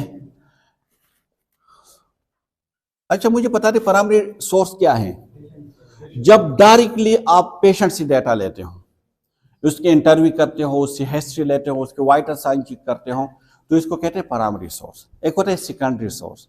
सेकेंडरी सोर्स क्या है? उसके मेडिकल रिकॉर्ड, उसकी प्रीवियस हिस्ट्री, उसकी फैमिली हिस्ट्री, उसके अटेंडेंस से लेना, ये सारी क्या है? Secondary source. क्लियर? इसके अलावा क्वालिटी इंप्रूवमेंट डाटा है, इसके अलावा इलेक्ट्रॉनिक्स मेडिकल रिकॉर्ड है, मुख्तलिफ है, लेकिन उस पर हम नहीं जा रहे। दो मेन सोर्स है, एक को कहते हैं प्राइमरी सोर्स और एक कहते हैं सेकेंडरी सोर्स। प्राइमरी सोर्स की बिल्कुल एजी डिफिनेशन है, जब researcher directly from the individual, from the patient जब डाटा कलेक्ट करते हैं, जैसे प्राइमरी सोर्स। और प्राइमरी सोर्स के अलावा यानी पेशेंट या इंडिविजुअल के अलावा आप जहां से भी डाटा कलेक्ट करते हैं, चाहे उसके मेडिकल रिकॉर्ड से हो, चाहे उसके पेरेंट्स से हो, चाहे उसके अटेंडेंस से हो, चाहे उसके फ्रेंड्स से हो, चाहे उसके लेबॉर्ट्री रिकॉर्ड से हो, वो सारी क्या है? सेकेंडरी सोर्स है। क्लियर या नहीं है? अब हम असल टॉपिक पे आएंगे, सही है। वो क्या है कि सब type of the qualitative and quantitative data. और इसके बाद हम एंड में डिस्कस करेंगे कि हमारे पास जो मेजरमेंट ऑफ न्यूमेरिकल स्केल है वो कौन कौन से है, सही है। तो सबसे पहले we will discuss about the sub type of the data. तो देख हमने कहा था कि एक हमारे पास क्वालिटेटिव है और एक हमारे पास क्वांटिटेटिव है। तो सबसे पहले we will discuss about the qualitative. इसके सब टाइप दो हैं, एक को हम कहते हैं नॉमिनल और एक को हम कहते हैं ऑर्डिनल, ठीक है। ये दो सब टाइप है of the qualitative data. Qualitative data, सही है। देख नॉमिनल, मैं चीजों को आसान करके आपको बता दूंगा, बाकी मैंने कहा कि इन पे एक पे सिर्फ नॉमिनल पे अलग वीडियो अवेलेबल है, ऑर्डिनल पे अलग वीडियो अवेलेबल है। ये काफी कंप्रहेंसिव टॉपिक है, बट आपकी जो ऑब्जेक्टिव है according to this objective we will try to cover. Clear? अब मुझे बता दें नॉमिनल का मतलब क्या है, उसको मैं किस तरह याद कर सकता हूं। नॉमिनल को आप एन से याद करें। एन का मतलब क्या है? नेम। क्या है? नेम। अब मुझे ये बता दें आपकी जो नेम है ये आपकी क्या है? आइडेंटिटी है। Your name as your identity.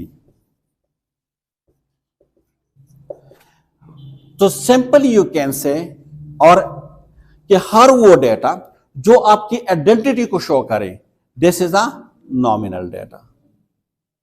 हर वो डेटा जो आपकी आइडेंटिटी को शो करे उसको हम क्या कहते हैं? Nominal data. Your phone number is nominal data. Your medical record number is nominal data. आपकी मेडिकल रिकॉर्ड नंबर पे कोई और रिकॉर्ड आते हैं? नहीं आते ना। आपकी जो पासपोर्ट नंबर है ये क्या है? Nominal data. आपकी एनआईसी क्या है? नॉमिनल डेटा, सही है। मेल और फीमेल ये क्या है? देख आपके पास एक स्टूडेंट है फॉर एग्जांपल मुसर्रत, ये मेल का भी नाम हो सकता है और फीमेल का भी है, ठीक है। शराफत मेल का भी है और फीमेल का भी है।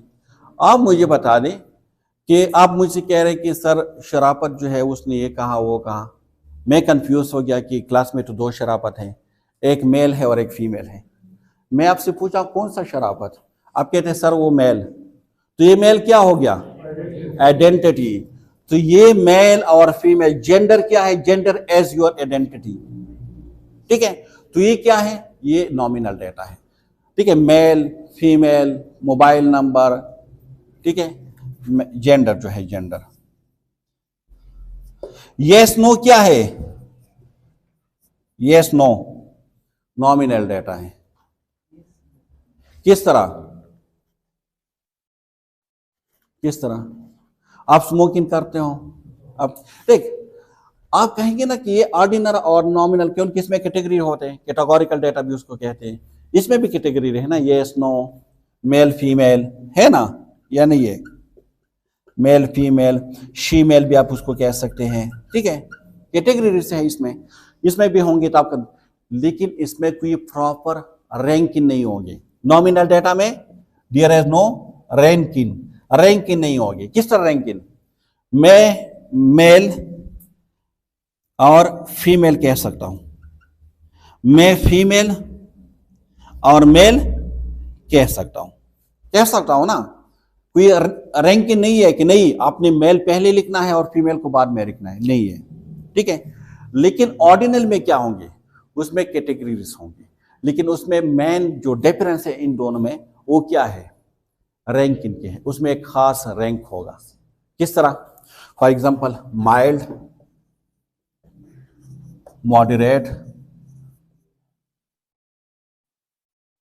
एंड सीवियर, ठीक है। एक ऑर्गेनाइज एक रैंक क्या होगा उसमें?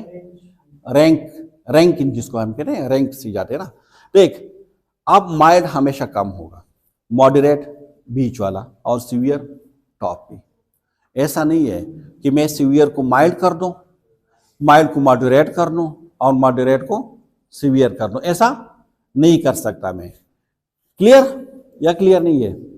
तो इसमें भी कैटेगरी है, फीमेल मेल शीमेल, लेकिन उसमें रैंक की जरूरत नहीं है। मैं मेल पहले लिख दूं फीमेल, लेकिन इसमें ऐसा नहीं लिख सकते कि आप मॉडरेट और सीवियर और माइल्ड लिखते हैं, नहीं, mild moderate severe, severe moderate mild, सही है। इस तरह उसमें एक रैंक इन है, उसको आप नहीं चेंज कर सकते। फॉर एग्जांपल आप स्कूलिंग, आपकी स्कूलिंग वो है क्वालिफिकेशन, आपकी मैट्रिक, आपकी एफएससी, आपके बीएस, आपके एमएस, इस तरह लिखते हैं ना। ऐसा नहीं है कि एमएस को मैं मैट्रिक कह दूं और मैट्रिक को मैं बीएस कह दूं, ऐसा कर सकता हूं? नहीं कर सकता ना। तो उसमें एक खास रैंक होगा। तो इसमें कैटेगरीज होंगे, माइल्ड, मॉडरेट, सीवियर, इस तरह। Clear? Primary, medal, secondary, high, इस तरह, टर्शरी, ठीक है। अब एक पेशेंट सबसे पहले बीएचयू में जाते हैं, आरएससी में फिर जाते हैं, टीएचक्यू में जाते हैं, फिर डीएचक्यू में और फिर टर्शरी में। ऐसा नहीं है कि मामूली चीजों के लिए वो डायरेक्ट टर्शरी जाए, टर्शरी से फिर वो जो है बीएचयू आए, ऐसा हो नहीं है ना। एक रैंक इन है। तो जब एक ऑर्डर पाया जाता है तो उसको हम कहते हैं ऑर्डिनल डेटा। समझ में आ गई ना? और नॉमिनल में कोई ऑर्डिनल, कोई रैंक इन नहीं होते हैं। क्लियर? या तक कोई कंफ्यूजन है? हाँ, बिल्कुल नहीं है। नर्सिंग प्रोसेस, यस, ये आपके पास कौन सा डेटा है? ऑर्डिनल है। रैंक कैटेगरीज होगी उसमें जी, बिल्कुल। स्टेज ऑफ प्रिवेंशन भी उसमें भी है, नेचुरल हिस्ट्री ऑफ डिजीज, ठीक है, वो भी ऑर्डिनल है। मतलब जिसमें एक रैंक पाई जाती है, कैटेगरीज हो लेकिन उसमें अपना एक रैंक। और ये दोनों सब टाइप है क्वालिटेटिव की। समझ में आ गई? अब क्वांटिटेटिव की सब टाइप क्या है? अगर आपको और में डिटेल से पढ़ना है ना कि नॉमिनल क्या है, ऑर्डिनल क्या है, so you can search on the channel पे, आप सर्च कर सकते हैं, उसमें कंप्लीट वीडियो है, सही है। Now we will discuss about the quantitative sub type. Quantitative sub type क्या है?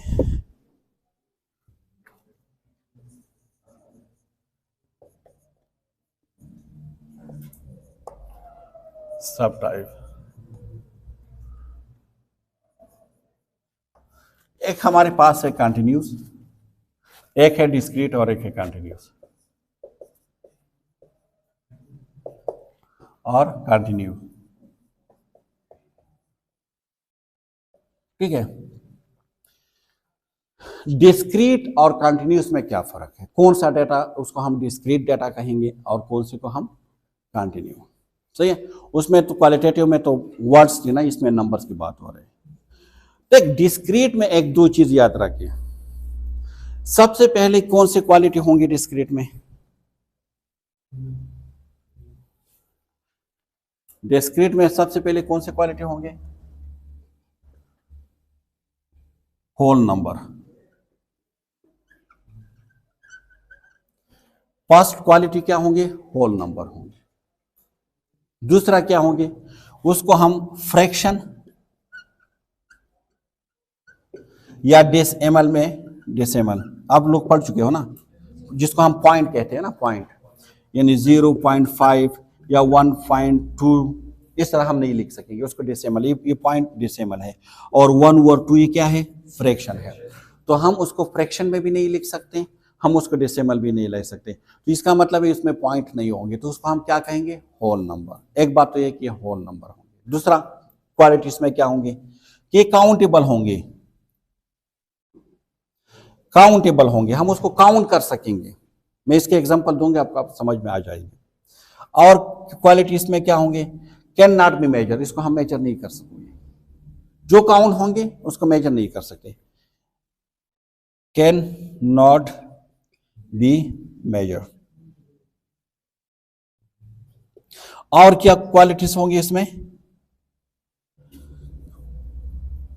यूनिट्स नहीं होंगे,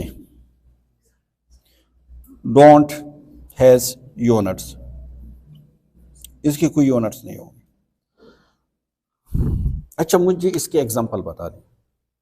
आप किसी वार्ड में काम करते हो, किसी वार्ड में आप काम करते हो, आपसे मैं पूछता हूं कि आपकी जो वार्ड है उसमें कितने पेशेंट के जो है गिर चुके हैं, मतलब फॉल। ठीक है, आप मुझे बता देंगे सर 5 पेशेंट, 2 पेशेंट या 1 भी नहीं, ऐसा ही है ना। आप ऐसा तो नहीं कह सकते कि सर 2.5 पेशेंट गिर चुके हैं, आप मुझे होल नंबर बताओगे ना। अच्छा, आप कितने एडमिशन आप कर चुके हो वार्ड में, तो आप मुझे क्या बताओगे, होल नंबर बताओगे कि सर 2 एडमिशन कर चुके हैं, 3 कर चुके हैं, 4। आप ऐसा तो नहीं बताएंगे ना कि सर 2.5 एडमिशन हम कर चुके हैं। ठीक है, मैं आपसे पूछ कितने पेशेंट आज डिस्चार्ज हो गए हैं, आप मुझे होल नंबर बताओगे, ऐसा ही है। ठीक है, मैं आपसे पूछता हूं आपके कितने बच्चे हैं, आप मुझे कहेंगे 0, 1, 2, 3, ऐसा कहोगे ना। मुझे ऐसा तो नहीं कहोगे कि सर 0.5 है, 1.5 है, 1.2 है, ऐसा नहीं है। आपकी कितनी बीवियां हैं, आप मुझे क्या आंसर दोगे, 1 है, 2 है, 3 है और 4 है। ऐसा तो नहीं कहोगे कि 1.2 है, ऐसा तो नहीं कहोगे ना। तो ये हमेशा होल नंबर होंगे। दूसरा ये कि इसकी यूनिट्स नहीं होंगे। आप मुझे कह रहे हैं कि सर आज हमने 3 एडमिशन की है, उसकी यूनिट क्या, एडमिशन की यूनिट क्या है, नहीं है ना।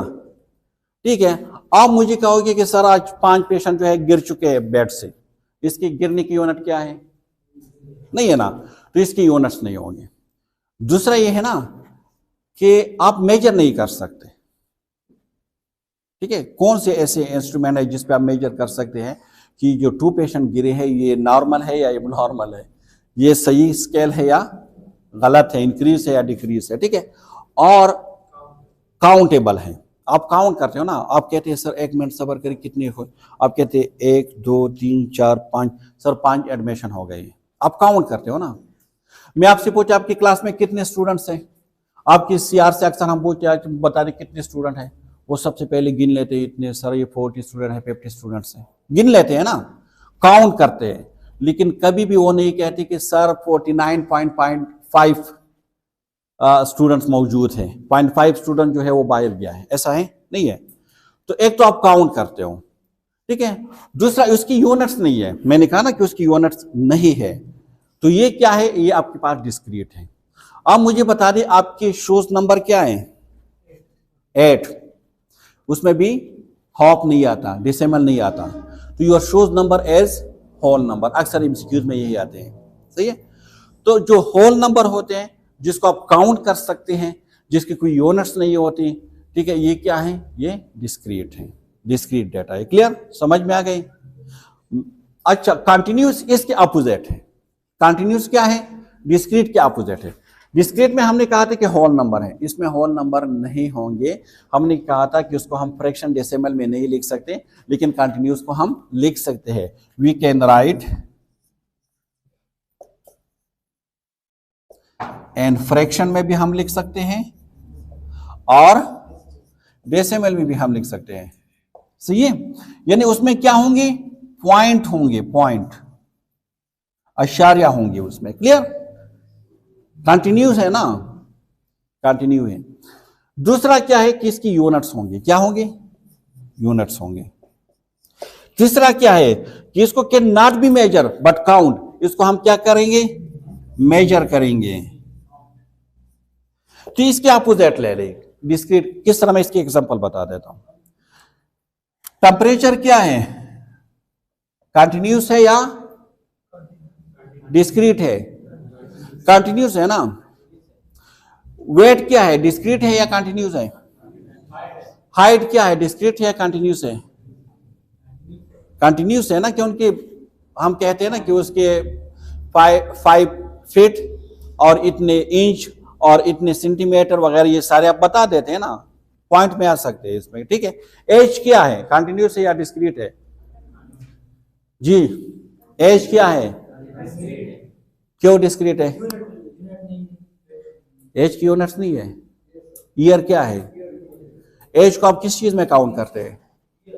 ईयर में काउंट करते हैं ना, so year is the unit of age. और देख, आपकी उम्र कितने हैं जो आप डिस्क्रीट कर, आपकी उम्र कितने हैं? फिक्स 20 है, फिक्स 20। हाँ, कितना है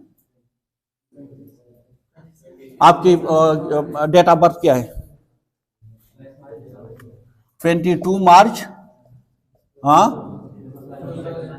2006, सही है।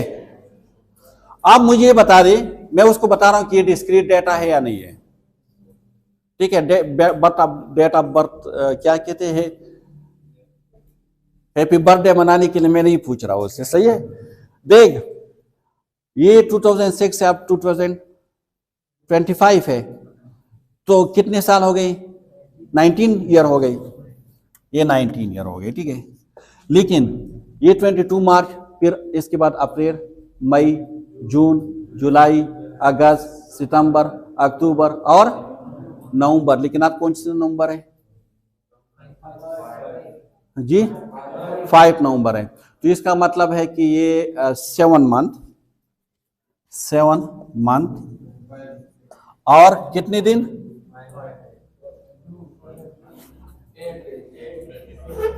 आज कौन सा डेट है? तो 17 डेज। आप मुझे बता दीजिए, ये होल नंबर है? नहीं है ना, तो ये कौन सा कंटिन्यूस है? हम कहते हैं ना इसके एज 1.5 ईयर है, कहते या नहीं कहते? 1.5। अगर किसी की एज 14 मंथ है, अगर एक बेबी है और उसके एज 14 मंथ है, किस तरह उसको लिखते हैं? 14 मंथ लिखते हैं। एज की तो यूनिट्स ईयर है, ईयर में आप मुझे बताओगे तो आप क्या कहते हैं कि 1.2 ईयर, तो इसमें पॉइंट आ सकते हैं, तो as is a continuous data, clear. और इसको हम मेजर कर सकते हैं। अगर आप कहते हैं कि इसकी टेम्परेचर 37.2 है, टेम्परेचर को आप मेजर नहीं कर सकते? कर सकते हैं ना, काउंटेबल नहीं है, मेजर कर सकते हैं। अगर आप कहते हैं मैं उसको उठा रहा हूं, आपकी वेट कितना, ये कह रहे हैं 60, मैं कहता हूँ कि 1 2 3 4 ये 60 है, मैं उसको मेजर करूंगा, काउंट नहीं कर सकता। एक एग्जांपल मैं आपको बता देता हूं। ये सामने क्या है? ये सामने वॉल्स है ना, दीवार है, ठीक है। अब मुझे ये बता दें, मैं आपसे पूछता हूं कि ये जो वॉल्स है ये कितनी फीट होगा? आप क्या करोगे? क्या करोगे? ऑब्जर्व करोगे। आप ऑब्जर्व करके मुझे बता दें। आप एक टेप को लेकर आओगे, मेजरिंग टेप जिसको कहते हैं, और आप उसको देखेंगे या जो आप उसको मेजर करोगे कि मतलब ये कितनी फीट का है, ऐसा करोगे ना। मैं आपको बताता हूं कि आप मुझे बता दें, ये परस्पर इसके ऊपर नहीं हुआ है, मैं आपको बता देता हूं कि आप मुझे बता दें इसमें कितने ब्लॉक्स लगे हुए हैं। आप क्या करोगे? काउंट करोगे ना, इसमें इतने ब्लॉक्स हैं, ऐसा ही करोगे, ठीक है। अब मैं आपसे पूछ लेता हूं, देख, तो ये जो काउंट करोगे वो कौन सा डेटा होगा? डिस्क्रीट। जब आप मेजर करोगे वो कौन सा डेटा होगा? Continuous data. क्लियर, समझ में आ गई ये बात? तो कंटिन्यूस में आप किसी भी चीज को क्या कर, देखिए ये बहुत इंपॉर्टेंट है। आप लोगों की जो 11 यूनिट्स है उसमें फिर हम ग्राफिकल प्रेजेंटेशन की बात करेंगे। तो ग्राफिकल प्रेजेंटेशन में फिर आप जब कंटिन्यूस और डिस्क्रीट और ये नॉमिनल, ऑर्डिनल, ये कैटेगोरिकल, इसके बारे में आपके पास इंफॉर्मेशन होंगे, तो वहां पे आप ग्राफ बनाओगे कि हिस्टोग्राम बनाना है, फ्रीक्वेंसी पाइलोग्राम बनाने हैं, डिस्क्रीट के लिए पाई बार बनाना है, बार ग्राफ बनाने हैं या पाई चार्ट बनाने हैं, तो ये आप तब बना सकोगे जब आप इसके बारे में आपके पास एनम हो। क्लियर? यहां तक कोई कंफ्यूजन है? नहीं है? आज जो है ना लास्ट टॉपिक है, आप हम उसको डिस्कस करेंगे। अगर आपको इसको और भी डिटेल और मजीद क्या है एग्जाम्पल के साथ आपने उसको पढ़ना है तो ऑलरेडी इस पर डिटेल वीडियो अवेलेबल है, आप उसको देख सकते हैं। ठीक है, अब मेजरमेंट स्केल मुझे बता दें। हाँ, स्केल, मेजरमेंट स्केल कौन से है?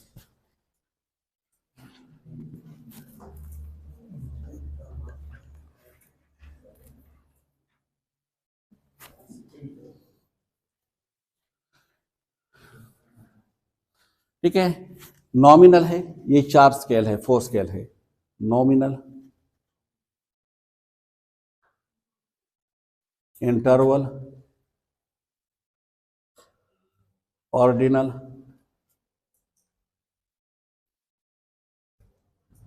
और आर, रेशो। ठीक है, ये 4 स्केल है। इसमें नॉमिनल और ऑर्डिनल को हम ज्यादा डिस्कस इसलिए नहीं करेंगे कि अभी हमने डिस्कस कर दिया क्वालिटेटिव में जो कैटेगोरिकल यूज होते हैं, नॉमिनल और ऑर्डिनल डिस्कस कर दिया ना, वही है। हम डिस्कस करेंगे इंटरवल और रेशो। इससे सबसे ज्यादा एमसीक्यूज भी इस टॉपिक से आते हैं। ठीक है, स्केल, ये हमारे पास क्या है? स्केल है। आप किसी चीज को जब मेजर करते हैं इन स्केल के ऊपर, आप क्वालिटेटिव डेटा को आप मेजर करते हैं नॉमिनल और ऑर्डिनल के थ्रू, और क्वांटिटेटिव को आप इंटरवल और रेशो की स्केल के थ्रू आप कर सकते हैं। क्लियर? देख, इसकी आसान आसान मतलब किस तरह मैं आपको आसान समझा सकता हूं, इंटरवल और रेशो। देख, रेशो के एंड में क्या है? ओ इज जस्ट लाइक क्या? ओ की डिजिट नंबर में किस चीज की? जीरो की हम शक्ल है ना, जीरो। तो रेशो का मतलब यह है, रेशो वो स्केल है जिसमें जीरो एब्सोल्यूट जीरो होगा। जीरो का मतलब क्या है? एब्सोल्यूट जीरो, एब्सोल्यूटली नॉट, आपने ये लफ्ज सुना होगा। तो एब्सोल्यूट जीरो, जीरो का मतलब है जीरो, जीरो का मतलब है नथिंग, कुछ भी नहीं। तो रेशो में क्या होगा? एब्सोल्यूट जीरो होगा, जीरो। यानी जीरो का मतलब क्या है? नथिंग, कुछ भी नहीं। आपके पास कितने पैसे हैं? जीरो। जीरो का मतलब क्या है? नहीं है। जीरो का मतलब है जीरो, सिंपली। तो रेशो में वो स्केल है, रेशो में अगर रेशो स्केल में आपके पास किसी चीज की रिजल्ट आ जाते हैं जीरो, तो इसका मतलब है जीरो। लेकिन इंटरवल में जो जीरो है ना, वो जीरो इज नॉट एब्सोल्यूट, या आर्बिट्री जीरो होगा उसमें। क्या? अर्जी, आर्बिट्री, अर्जी तौर पर। इसका मतलब जीरो नहीं होगा, जीरो का मतलब नथिंग नहीं होगा। ठीक है, फर्जी जीरो होगा। एक चीज आपने याद करनी, तो एमसीक्यूज में आते हैं कि वो स्केल जिसमें जीरो का मतलब होता है एब्सोल्यूट, जिसमें एब्सोल्यूट जीरो होता है और जीरो का मतलब होता है नथिंग, तो कौन सा स्केल है? रेशो। किस तरह आपने याद करना है कि रेशो के एंड में जीरो है, तो जीरो उसमें होगा। देख, ये जीरो में हटा दो, ये रेशो बन सकता है? नहीं बन सकता ना। फिर तो जो काने के साथ लेकर आते हैं, क्या कहते हैं, रेता, वो बन जाएगा। ठीक है, तो ये जीरो के बगैर रेशो जीरो है नहीं, मतलब तो रेशो में जीरो होगा, एब्सोल्यूट जीरो होगा। अगर ये नहीं है तो फिर रेशो नहीं बन सकता। क्लियर? अब देख, इंटरवल का मतलब क्या है? इंटरवल एक पीरियड होगा उसमें ना, एक ड्यूरेशन होगा, एक पीरियड ऑफ ड्यूरेशन ऐसा होगा ना। इसमें हमेशा हम नेगेटिव और पॉजिटिव जो डायरेक्शन है उसको कर देते हैं। मतलब जीरो, जीरो, जीरो के आगे क्या है? वन, फिर क्या है? टू, फिर क्या है? लेकिन जीरो से कम भी कुछ हो सकते हैं ना, या नहीं हो सकते? -1 है, -2 है, -3 है और -4 है। तो यहां पे ये जीरो क्या एब्सोल्यूट जीरो है? नहीं है ना, जीरो यहां पे आरजी है। आपको बता रहे कि भाई अब मुझे बता दे इसकी बीच पे मैं खड़ा हूं, यहां पे मैं खड़ा हूं, ये बिल्कुल इसके बीच है। मैं कौन से पॉइंट पे खड़ा हूं? ये क्या है? जीरो है। इससे मैं राइट साइड पे जा सकता हूं, ठीक है, इतनी फीट, और मैं इससे लेफ्ट साइड पे जा सकता हूं। बट जीरो का मतलब ये नहीं है कि इसके आगे पीछे कुछ नहीं है, इसके पीछे कुछ है। इसके एग्जांपल क्या है? टेम्परेचर। क्या है? टेम्परेचर। अगर टेम्परेचर में जीरो आ जाए, ये इंटरवल की मैं बात कर रहा हूं, अगर टेम्परेचर में जीरो आ जाए तो इसका मतलब क्या होगा? 0 सेंटीग्रेड का क्या मतलब होगा? कि टेम्परेचर है नहीं। जीरो क्या है? फ्रीजिंग पॉइंट है ना। यहां पे टेम्परेचर में जीरो क्या है? फ्रीजिंग पॉइंट है। -1 में जा सकते या नहीं जा सकते टेम्परेचर? -2 में जा सकते या नहीं जा सकते? -3 में, -4 में जा सकते हैं ना। तो टेम्परेचर, जब आपके पास एक स्केल है आप उससे मेजर कर सकते हो, आपके पास आ जाते हैं टेम्परेचर जीरो। तो इसका मतलब नहीं है कि टेम्परेचर खत्म हो गया, ठीक है। तो ये कौन सा स्केल है? आप नेगेटिव में जा सकते हैं, ये इंटरवल है। लेकिन रेशो में आप हमेशा पॉजिटिव की साइड पे जाओगे, वो जीरो से आगे जाओगे। 1 2 3 4 5 6, जीरो का मतलब है बाई जीरो। किस तरह? मैं जा रहा हूं ना, यहाँ पे तो खैर ये कैमरा नहीं होगा, फॉर एग्जांपल मैं आगे जा रहा हूं, यहाँ पे इससे आगे मैं जा सकता हूं। ये कौन सा पॉइंट है? जीरो पॉइंट है। इस जीरो से आगे मैं जा सकता हूं? नहीं जा सकता, गिर जाऊंगा नीचे। सही है, अब भी ये चाहता है कि मैं गिर जाऊं। ये जीरो पॉइंट है, इससे आगे कुछ भी नहीं है, मैं नहीं जा सकता। This is called ratio. जहां जीरो का मतलब होता है जीरो। आपने अपना अकाउंट चेक कर दिया, आपके पास बैलेंस है, आपके अकाउंट में बैलेंस है। क्या है बैलेंस? कितना बैलेंस है? जीरो। इसका मतलब क्या है? नथिंग। आपके अकाउंट में कुछ भी नहीं है, आपके अकाउंट में कुछ भी नहीं है। समझ में आ रही या नहीं आ रही? ठीक है, आपके अकाउंट में कुछ भी नहीं है। अच्छा मुझे बता दें, आपका क्या नाम है जी? इमाद। इमाद, आपकी कितनी बीवी है जी? जीरो। तो जीरो का मतलब क्या है? कुछ नहीं है। ऐसा तो नहीं है कि -1 है, -1 नहीं है ना, मतलब जीरो का मतलब है जीरो। आपके कितने बच्चे हैं? जीरो। तो आप ये तो नहीं कह सकते कि ना कि सर -1 है, ठीक है। मतलब यह है कि जीरो का मतलब होता है जीरो, हियर नथिंग। क्लियर? एक चीज तो ये है कि जीरो एब्सोल्यूट होगा और जीरो एब्सोल्यूट नहीं होगा, एक डिफरेंस ये है। दूसरा ये है कि इंटरवल को आप ट्वाइस ट्राइस में नहीं लिख सकते। इंटरवल को आप ट्वाइस में आप नहीं लिख सकते,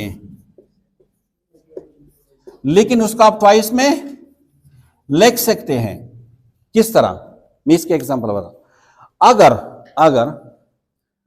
अगर आपके पास एक कप में वाटर है और एक कप में आपके पास चाय है, आपके पास 2 कप हैं, कप ए, इसमें आपके पास क्या है? H2O वाटर है, और वो कितनी उसकी 50 सेंटीग्रेड उसकी टेम्परेचर है। क्या है? 50 सेंटीग्रेड टेम्परेचर है। आपके पास कप 2 है, कप बी, उसमें टी है। क्या है? चाय, और इसकी टेम्परेचर है 100 सेंटीग्रेड। तो आप ये कह सकते हैं कि 100 centigrade is twice of 50 centigrade. नहीं कह सकते इंटरवल में। मैं आपको अब साबित कर दूंगा किस तरह नहीं कह सकते।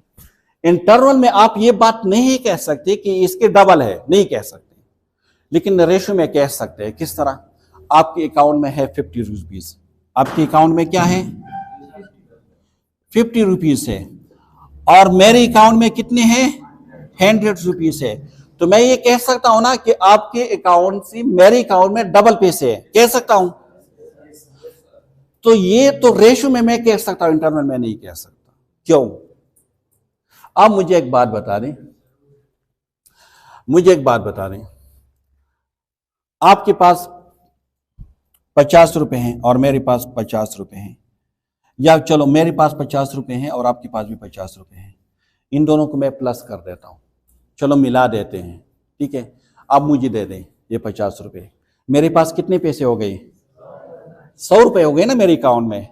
डबल हो गए या नहीं हो गए? हो गए ना। अब मुझे बता दे, एक कप में 50 सेंटीग्रेड वाटर है, दूसरे कप में 50 सेंटीग्रेड टी है, चलो दोनों को मिला देते हैं, 50 सेंटीग्रेड टी और 50 सेंटीग्रेड, तो ये कितने सेंटीग्रेड बन जाएगी? अभी 100 सेंटीग्रेड बन जाएगी, 50 सेंटीग्रेड बन जाएगी ना, 50 सेंटीग्रेड रहेंगे, उसमें चेंज तो नहीं आ सकते ना। 50 सेंटीग्रेड एक चीज का नाम है, 50 दोनों है, दोनों को मिलाए 50 रहेंगे, 100 नहीं हो जाते हैं। इस रूम में 50 सेंटीग्रेड 30 सेंटीग्रेड गर्मी है, उस रूम में भी 30 सेंटीग्रेड है, ये दीवार बीच में से हटा दे तो ये 100 सेंटीग्रेड हो जाएगी, वही रहेंगे ना, चेंज तो नहीं। तो इसलिए इंटरवल में आप ट्वाइस नहीं कह सकते। ऐसा नहीं है कि 150 और 50 को मिला दे तो 200 टेम्परेचर हो जाएगा, नहीं हो सकते, सही है। अगर ऐसा है तो फिर तो मतलब और भी डबल हो जाता, ठीक है। लेकिन इसमें है, रेशो में है, समझ में आ गया आपको बात? तो सिंपल डिफिनेशन ये है कि रेशो में जीरो का मतलब होता है एब्सोल्यूट जीरो, मतलब इससे आगे कुछ भी नहीं है, क्लियर। लेकिन इंटरवल में जीरो का मतलब नहीं है। जिस तरह मैंने आपको एक आसान एग्जांपल बता दिया, अभी भी आपके समझ में नहीं आ रहा तो मैं आपको क्या बता सकता हूं। आप जा रहे हो,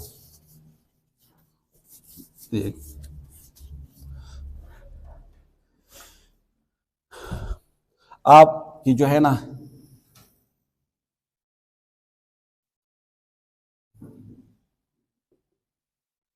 देख, आप एक ऐसी जगह पे खड़े हो जिसके इर्द गिर्द पानी है, सारे समंदर के बीच में आप खड़े हो, सही है।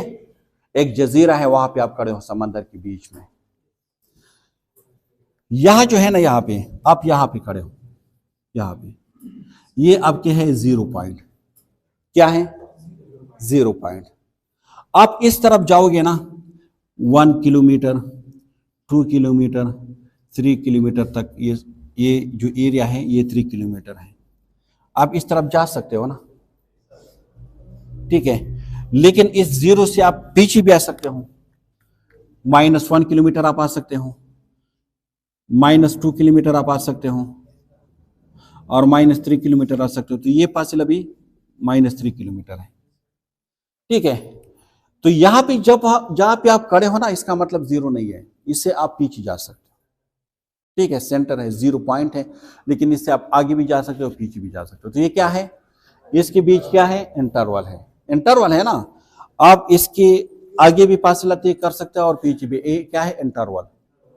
लेकिन अगर एक इंडिविजुअल यहां 3 किलोमीटर पे खड़ा है, यहां पे चलो देख लेते हैं, यहां पे एक इंडिविजुअल खड़ा है -3 किलोमीटर पे, यहां पे जो खड़ा है ये कौन सा पॉइंट हो गया उसके लिए? 0 हो गया। इससे वो पीछे जा सकता है? जाएगा तो क्या होगा? पानी में गिर जाएगा, ठीक है। लेकिन इससे वो आगे जा सकता है, आगे जा सकता है ना, लेकिन पीछे कुछ भी वो मतलब, इस 0 का मतलब है नथिंग, इसके पीछे कुछ भी नहीं है, बस खत्म, इससे वो पीछे नहीं जा सकते। क्लियर है? कोई कंफ्यूजन तो नहीं है? यहां तक अगर कोई कंफ्यूजन है तो आप मुझे बता सकते हैं। है कोई कंफ्यूजन? बिल्कुल नहीं है। मैं पूछ लूं आपसे,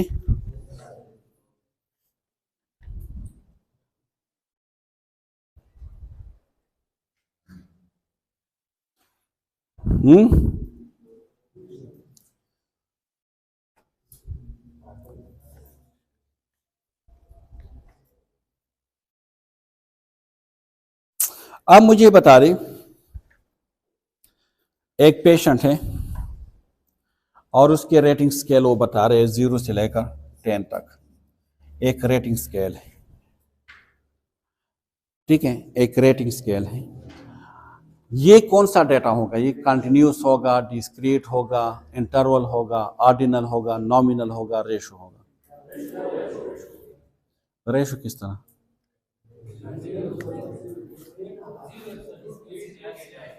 अगर एक पेशेंट है और उसके पेन है 0 से लेकर 3, इसको हम क्या कहते हैं जी?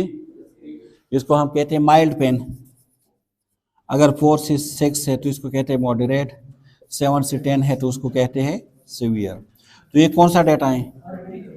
ऑर्डिनल डेटा है। सही है, एमसीक्यूज में यही चीज आएंगी।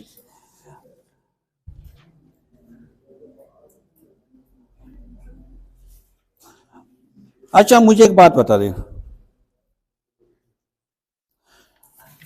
आपने डॉक्टर के प्रेस्क्रिप्शन को देख लिया, डॉक्टर के प्रेस्क्रिप्शन को आपने देख लिया,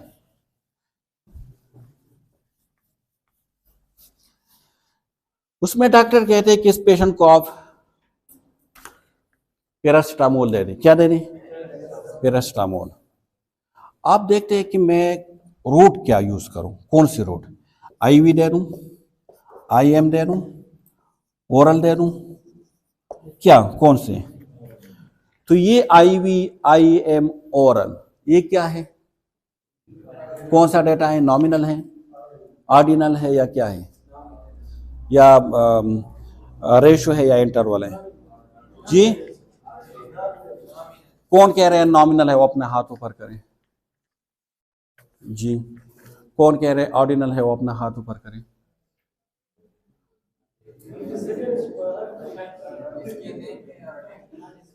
देखिए, नॉमिनल है, ये क्या है? नॉमिनल है, आइडेंटिटी है ना। अगर एक मेडिसिन आईएम में दे दूं, ओरल दे दूं, ये उस मेडिसिन के उसकी आइडेंटिटी हो गई, ठीक है। लेकिन ऑर्डिनल तो इसीलिए नहीं है कि मैं ओरल को पहले लिख सकता हूं, आईवी को दूसरा लिख सकता हूं, आईएम को एंड में लिख सकता हूं, कोई रैंकिंग तो इसमें है नहीं। क्लियर? चलो और बता देता हूं, ये एमसीक्यूज में आएंगे ना, सो आपको पता हूं। देख, ब्लड प्रेशर, आपने किसी पेशेंट के आप बीपी चेक कर रहे हो, बीपी मॉनिटरिंग आप कर रहे हो, आप कह रहे हो ना कि ये पेशेंट जो है ये हाइपरटेंसिव है, बीपी, इस डेटा की बेस पे आप कह रहे हो। आप क्या क्या कह रहे हो? आप कह रहे हो कि this patient is a hypertensive है और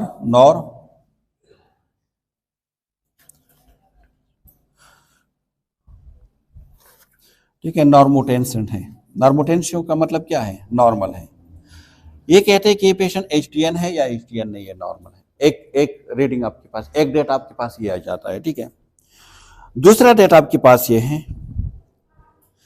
कि ये जो आपके पास ये जो बीपी है, ये आपके पास नॉर्मल है, ठीक है, या एलिवेटेड है, स्टेज 1 है, स्टेज 2 है, ठीक है, कौन सा हाइपरटेंशन है? दूसरा देता हूं। तीसरा आपके पास आ जाते हैं